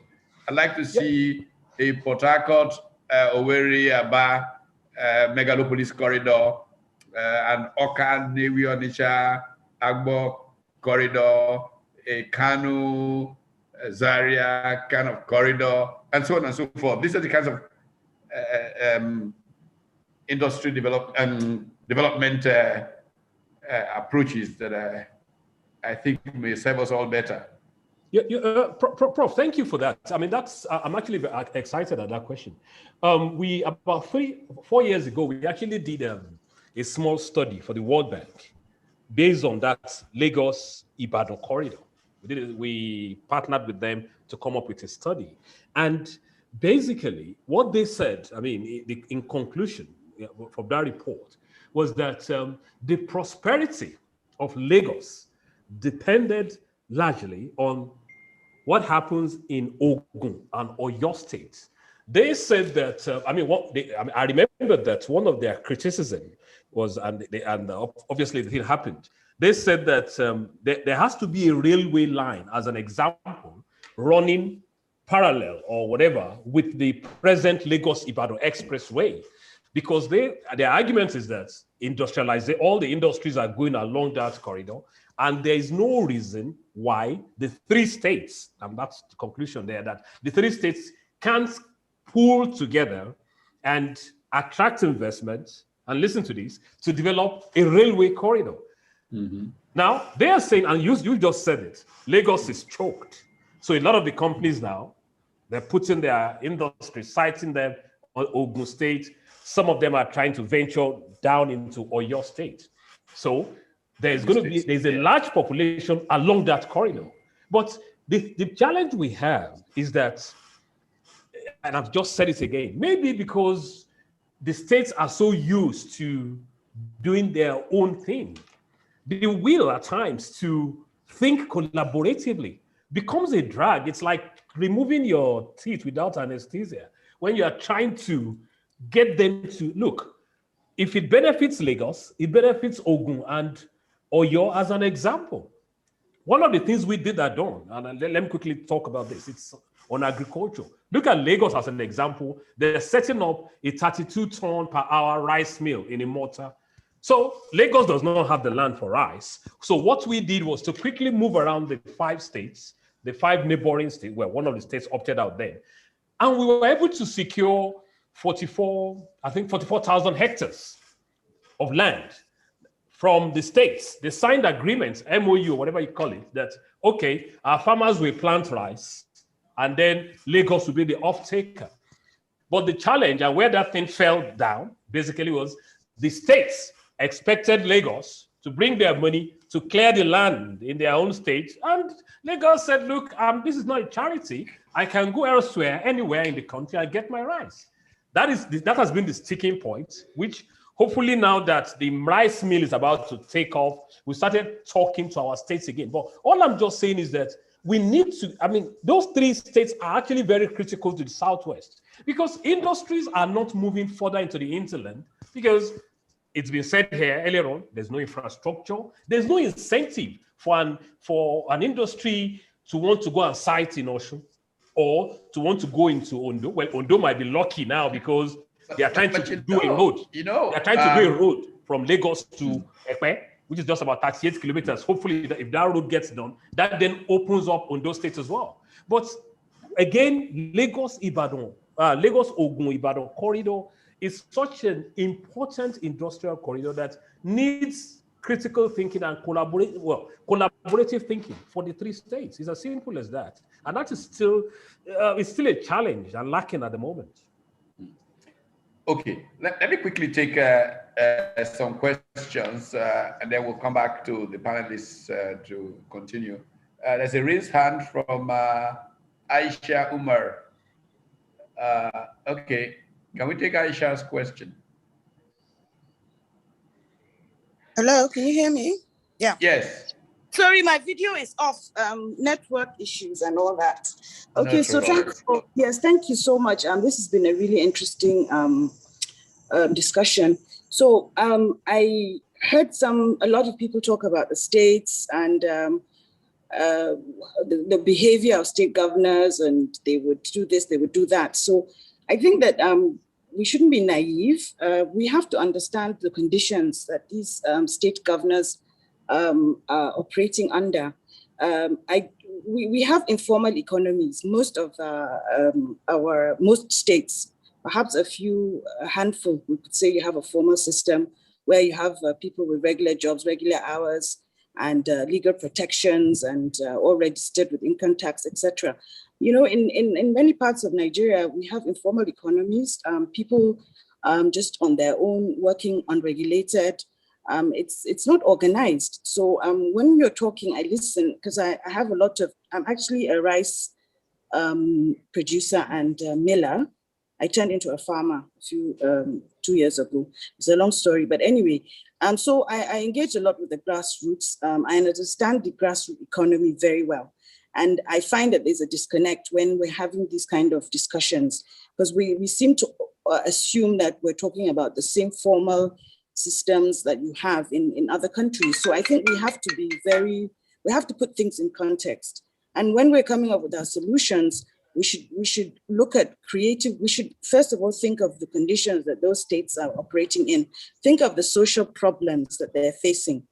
A lot of state governors are overwhelmed. They come with their plans, but when they get there, hit the ground running, what they discover is a totally different universe. And it is a totally different universe. So the policymakers, I don't know if, or the think tanks, I don't know how connected they are to the grassroots. And those solutions we want to come up with have to be, contextualized. We have to take into context the environment we're working in. I don't know if what I'm saying makes sense. Thank you. My name is Aisha from Borno. Okay, Aisha, it's great to have you join us. I think it's understandable that what you have on ground in the States may be different from what you have in some other parts of the world, but that's precisely why this whole business of subsidiarity is important. You decentralize.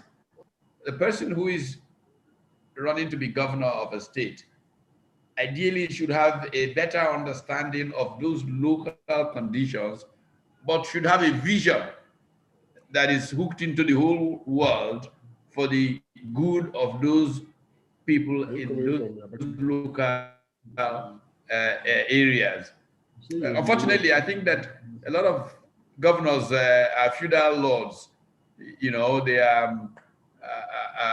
run fiefdoms, and as we have heard from several of the people from the regional commissions, they don't even have the patience to even listen to their own people.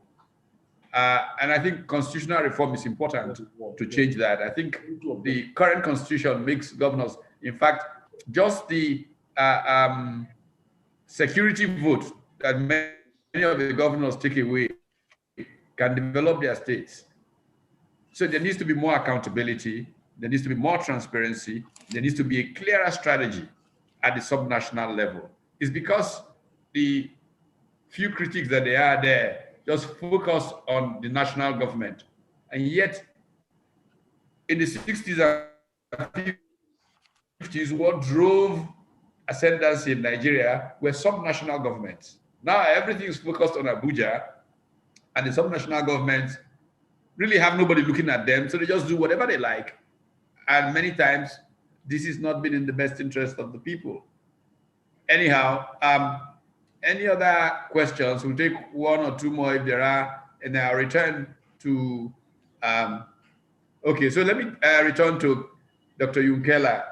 Kandeh, we're now thinking, how do we go forward from here? How can we push for rapid, decentralized industrial activity? Thank you for coming back, and thanks to all colleagues on the panel. It always starts from the top, that I believe you need to have a national conversation again to get buy-in from the people why an industrialization strategy is important going forward, to get real buy-in from governors and others. Second, I think you have to go back to the basics and indeed look at what your comparative advantages are. And they touch on every region. Being realistic that China did not decide to industrialize by starting all over China, because in Nigeria, that's sometimes the problem. Anything that comes, they say, well, it should be distributed to every state. No, you're wasting the resources. So being clear that you have to start strategically in some areas and move up. And in your conversation from the beginning, as a nation, you had already identified some of your hubs. We know Lagos is a hub. We know Kano-Kaduna corridor is a hub. We already know that Port Harcourt going up to Aba, Newi, Anambra area there, that's a hub. You can't start everywhere equally. China did not do it, and they were more wealthy than you. So go back to your basic hubs and say, okay, what are the comparative advantages here? What can we do in these hubs? Fortunately for you, in the middle of all those points, I used to call it my own golden diamond for Nigeria. You know, you can put a line through those and it's almost like a diamond shape. In the middle of that, you have your Benue agricultural food basket.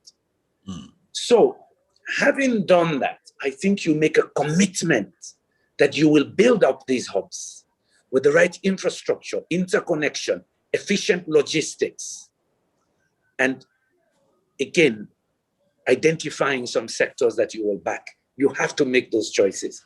And for me, it comes back to the basics. There are things that you already have comparative advantage in. Your southern corridor is your oil and gas petrochemical hub. Nobody can dispute that. Yeah, get your refineries working. If they're scrapped, get rid of them. Dangote just showed you that you can build a new one for billions of dollars. He's putting his own money in it. If you don't even need somebody else to tell you what to do. He made a commitment. He borrowed money from capital markets and he's building it in Nigeria. You can build a similar one in the Southeast. But also, your Southeast can be your energy hub. Cheap gas. That's what Qatar and Emirates are using to smelt aluminum. Why? They told me that 7-8 years ago. They say we have cheap gas. Yeah. If the people in Iceland can use geothermal to smelt bauxite, well, our cheap gas can smelt bauxite too. So we create an aluminum cluster. So your energy hub again comes to your Southeast because why? There's cheap gas. You can generate power and sell to other regions. But in addition, you can pipe that gas into your industrial estates. Take advantage of cheap energy. Paul Collier mentioned it. I'm saying that to you. Energy is core to industrialization. It was core. Coal was core for the European Union and for Europe to grow. It started around coal, the European Union, 6 states, coal and steel. Coal was the power source. Steel was one industry that had many linkages. You can do the same with your cheap energy source. But the North also can generate solar power for you. So yes, you make a commitment that going forward, the world needs batteries. Let me tell you something. Some of the metals that the whole world need to push this so-called green energy revolution, in which I am a big advocate of, I'm involved in all kinds of global platforms. They need the metals we have in Africa. 70% of the a platinum group of metals are in South Africa. It is critical for the hydrogen fuel cells. The cobalt, we're sitting on over 40% of the world's cobalt. Manganese, same. So who says Africa cannot make batteries?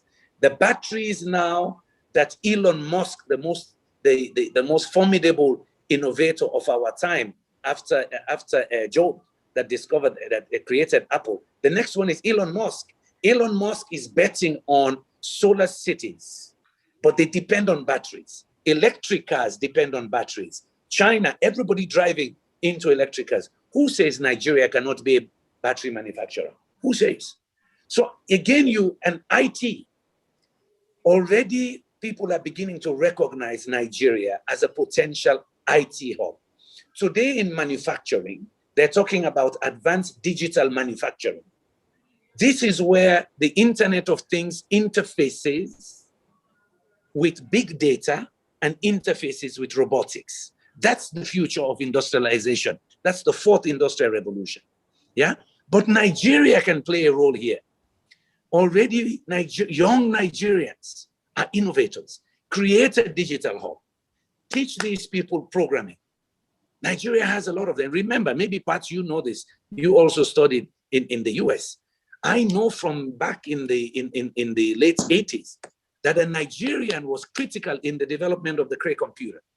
So there are Nigerian IT gurus out there in the world that can help you create this digital hub where you benefit from the digital revolution. There is a big digitalization of energy, digitalization of manufacturing. These are opportunities for the future. And finally, in agriculture, I come back. You can't leave what you have. Industrialize cassava, please. Industrialize your oil palm. Industrialize your cotton textile value chain. You grow cotton in the north. Other countries don't grow cotton, but they're producing textile and garments. Who likes fashion more than you? Look at the way you dress. I copy you. This I'm wearing, I bought from Nigeria. Just your 200 million people alone is a whole industry. But when we studied that sector back then, you had tailors. You didn't have a garment industry. You had tailors, one man doing the whole thing. Not an industry, but fortunately you have cotton. Egypt has now branded their cotton. They branded their cotton. It's one of the high quality ones, but they built bigger textile mills. You have cotton. So I think that some of these sectors are obvious candidates for you to launch into the future. And of course, some other of your entrepreneurs have shown you that, fruits and vegetables and so on. Get back into an idea that you and I used to discuss. The world is dominated by a number of major players. I remember when we were discussing garments, you talked about 5 companies, for example, that dominate garment industry in the world.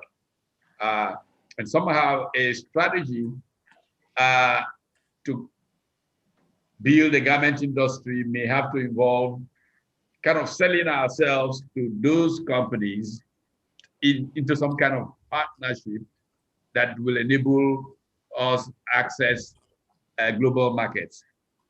Let's link that conversation to industrial policy. What kind of industrial policy, working with global players, should we be looking at? And I was going to go to Paul with this question again, but here, you know, the big argument, sometimes I don't understand why,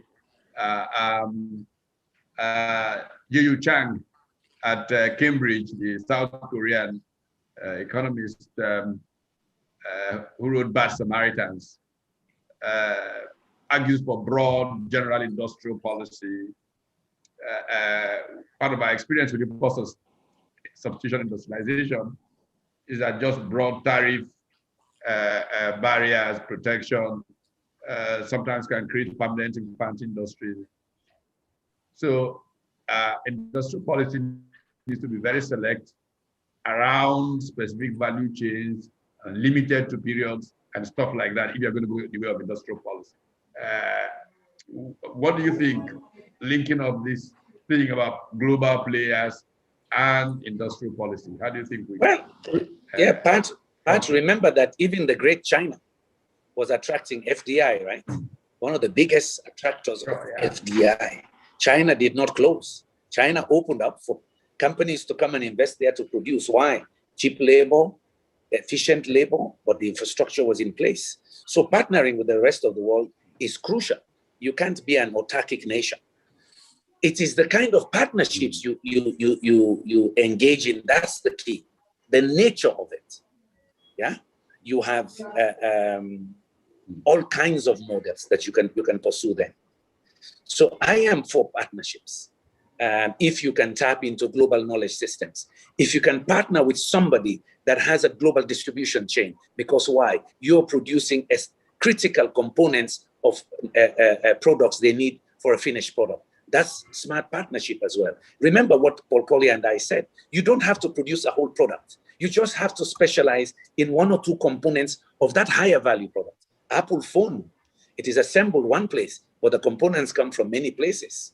Airbus A380, thousands of components. not produced in one country, but from a number of places. So that's the key. Identifying those niches in the global value chains and subsectors where you believe you can compete. And there's some that you can compete in going forward. Also, in terms of industrial policy, look, in the past, in the political economy of industrialization, the country that opposed industrial policy the most was the United States. The United States is also one of the biggest users of industrial policy. I give you the most recent one, Build Back Better.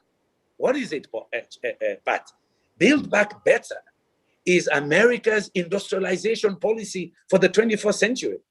Last week, I was in a program with the Confederation of Competitiveness Councils, managed by the United States. I'm a fellow there. Build Back Better is an industrial strategy for the United States, but it is necessary for them, not only for jobs, they're preparing for the new green economy revolution. That's the way we should be thinking as well, especially a great nation like Nigeria. You're not poor like my country, for God's sake. Nigeria cannot be thinking like a poor country. Small ideas, small projects. Think transformative. There's some ideas that have to be big, and you accept, your politicians, your leaders accept that this will take 20 years, but we'll have benchmarks every 3 years, every 2 years. We want to see results. We want to see where we will be in 5 years. And then in 20, we get it. That's what Biden is doing now. It includes infrastructure for him. It's a big component in energy. You know, that's where I spend more of my time. Energy is crucial.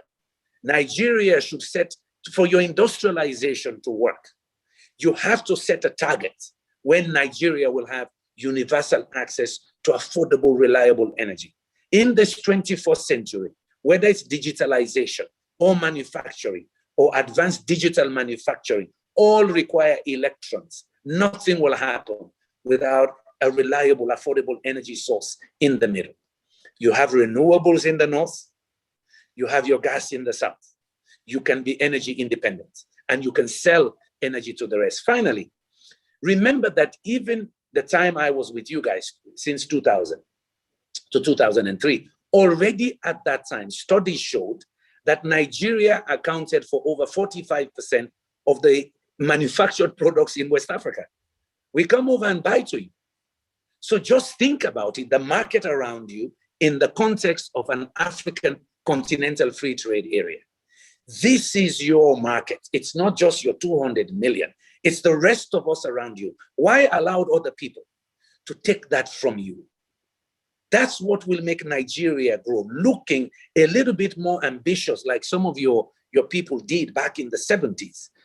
They happened to be military people then, Murtala Mohammed. But remember, it was the same time the Brazilian generals transformed Brazil. That's when they built Foz do Iguaçu, biggest dam in the world until 10, 15 years ago. That's when they created Brasilia. That's when they started the ethanol revolution. Today, yes, they can be self-sufficient in energy, but they industrialize sugar. You can do the same. It means consistency, and you have the knowledge systems, you have the educated people around the world, build the right teams, but don't compromise on performance. Don't politicize everything. Every local government does not have to have the benefits immediately. Even China did not do that. They created decentralized locations that had the potential of growing their economy, and you already have them. There's the Port Harcourt corridor, Port Harcourt-Aba corridor. Maybe you can stretch it to Calabar, but also there's Kaduna-Kano. And then you have all that Lagos, Ibadan, Abeokuta linkage.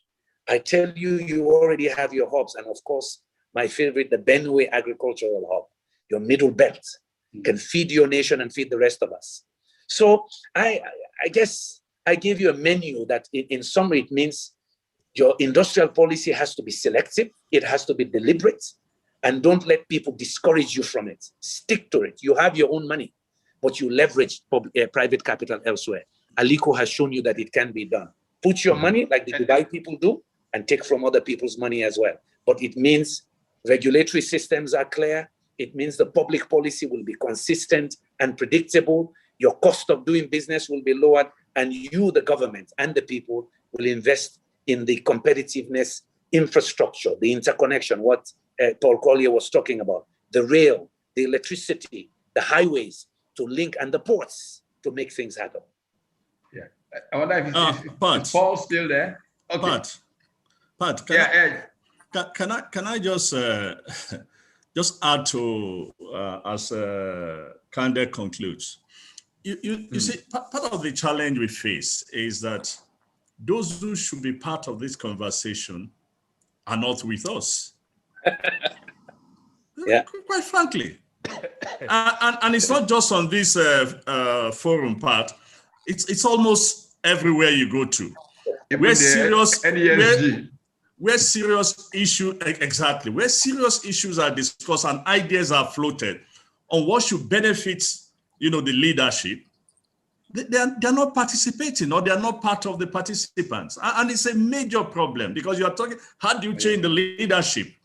If the leadership are not on the table to hear such ideas that are being, proposed by Kandeh and the other speakers, and understanding the challenges that not just the country but the states face, how are they going to change? So in other words, we are just dialoguing among ourselves, and they will continue with their own program, good or bad. Next 2 years, another set of, it's just amazing that between 1999 and 2021, that all these things that have been said in the past, and nothing has changed dramatically or fundamentally.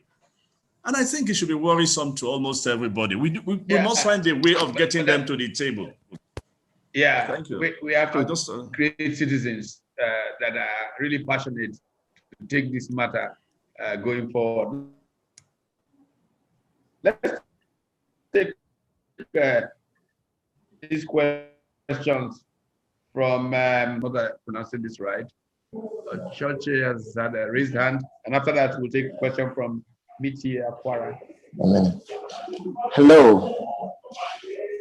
Greetings to Prof and to the panelists. I'm very, very grateful to be on this platform, listening to great patriotic and intelligent people. And Ambassador Joe Keshi just pointed out one of my concerns. Great ideas out here from the panelists. Dr. Kandeh has been very phenomenal, and a lot has been said, but it shows the leadership deficit we'll be talking about too.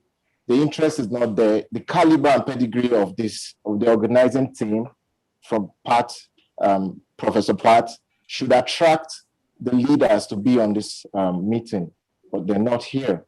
And so it still boils down to leadership.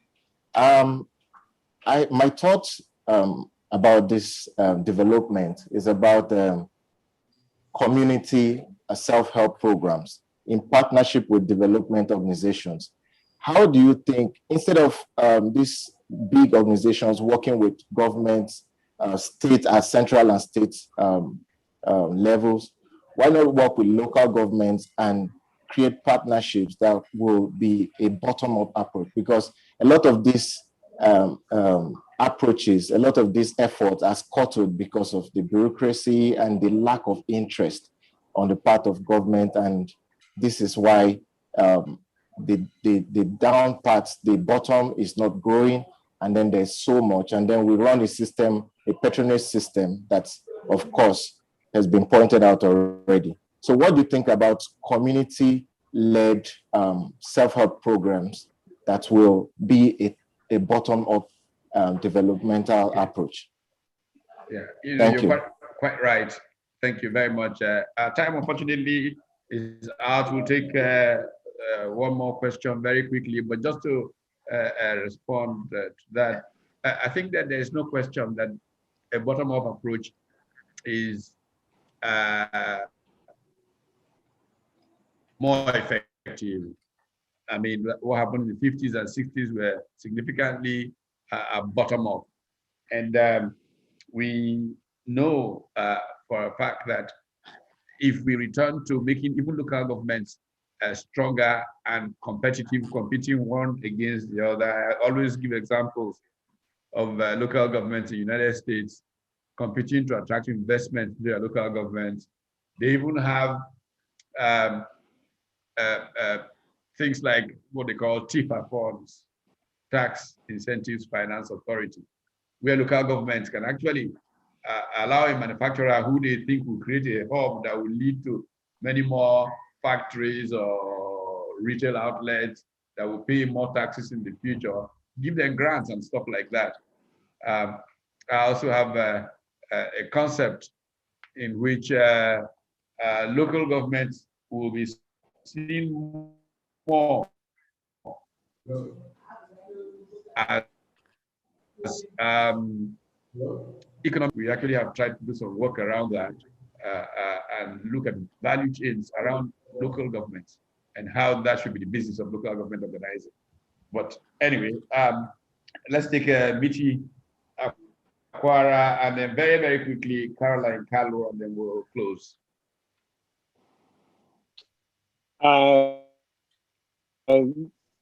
Good morning from Washington, D.C., Professor and Ambassador Keshi and Kendall and the rest. I actually have to get up this morning to get on this conference call. I have been a follower of Professor Utomi for the longest time. I admire you so much, and for all that you've been doing. I've been listening to all the various speakers, and it still turns down to this issue of partnership. Partnership with, small industries, just like, it's been done in the US. More mom and pop industries employ more people than the big corporations, here in the US. And that is something that, Nigerians fail to realize, that everybody is looking for a big name industry to work in. But mom and pop stores or shops employ more people, and the government generates more income from there. That is why you see that a lot of local governments here in the States encourages, small business enterprise, because believe it or not, all politics are local. Every economy starts from the local area, goes from the top. So partnership have to start from everywhere. Let's say case in point. In the US, most of the call centers for the mega phone companies are not here in the US. Most of them are in the islands. Some of them are in Asia, in the Philippines. These are things that Nigeria could have tapped into. Yeah, average Nigeria makes about what? $1 something per day. But when these mega industries, it may not look a whole lot like company like T-Mobile coming to Nigeria to set up a call center. The world is a global village right now. It's possible. If T-Mobile should employ 100 people out of the streets, that is a big business. But how do you encourage these industries? Whereby you approach a local government chairman, he wants to get a cut before he allows the business to come in. That is not possible. When these things change, that is the only way that all this partnering is going to be possible. And it has to be addressed from the grassroots and work ourselves up. Thank you. Well, thank you very much. I appreciate that. That's a valuable advice and contribution. Caroline Kalu.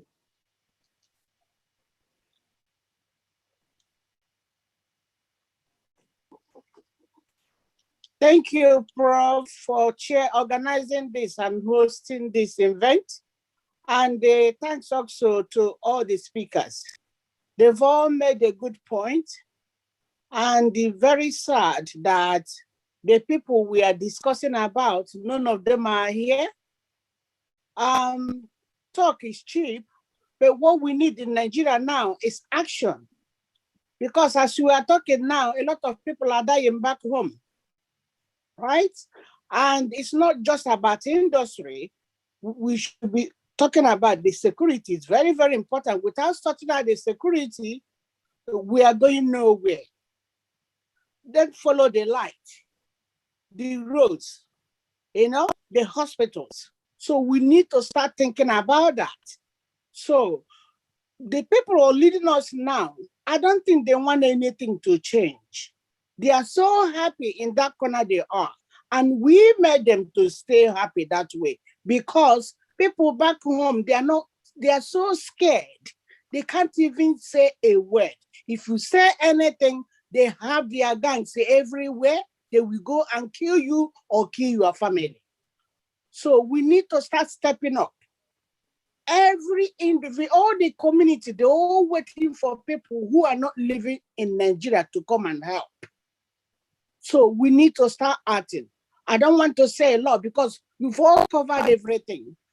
You've talked a lot of things that is really, really good for Nigeria. Like Honorable Kandeh have been saying, the strategies and hub we should be using.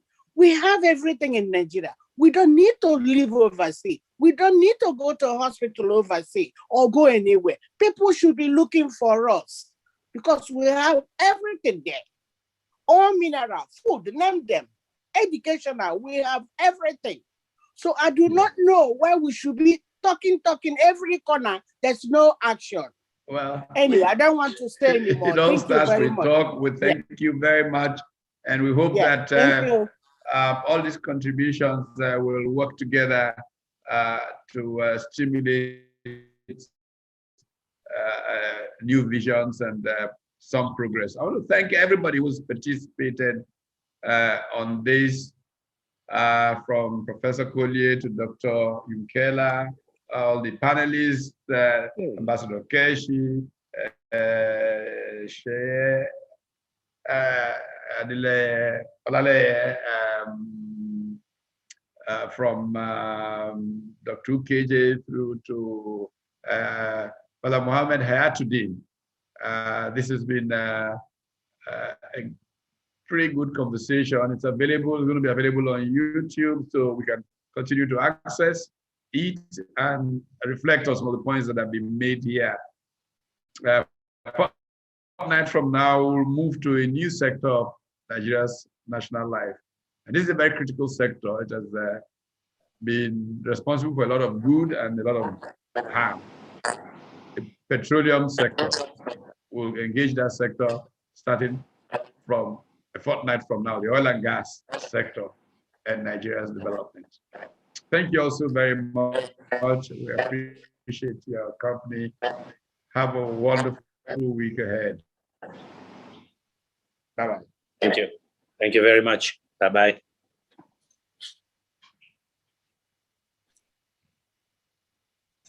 Thank you very much, Pat. Thanks. So I appreciate. Thank you. Time together. It's a pleasure, sir. Thank you very much, sir. Thank you indeed.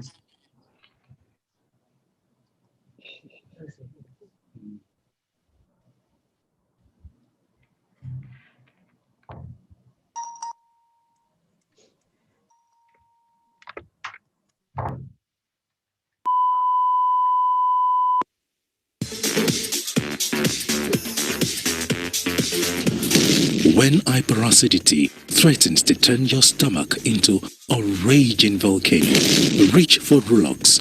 Rulox Antacid Anti-Flatulence Suspension contains effective ingredients to combat indigestion, heartburn, stomach gas caused by hyperacidity, giving you effective relief. Rulox Antacid Anti-Flatulence Suspension, effective relief against hyperacidity.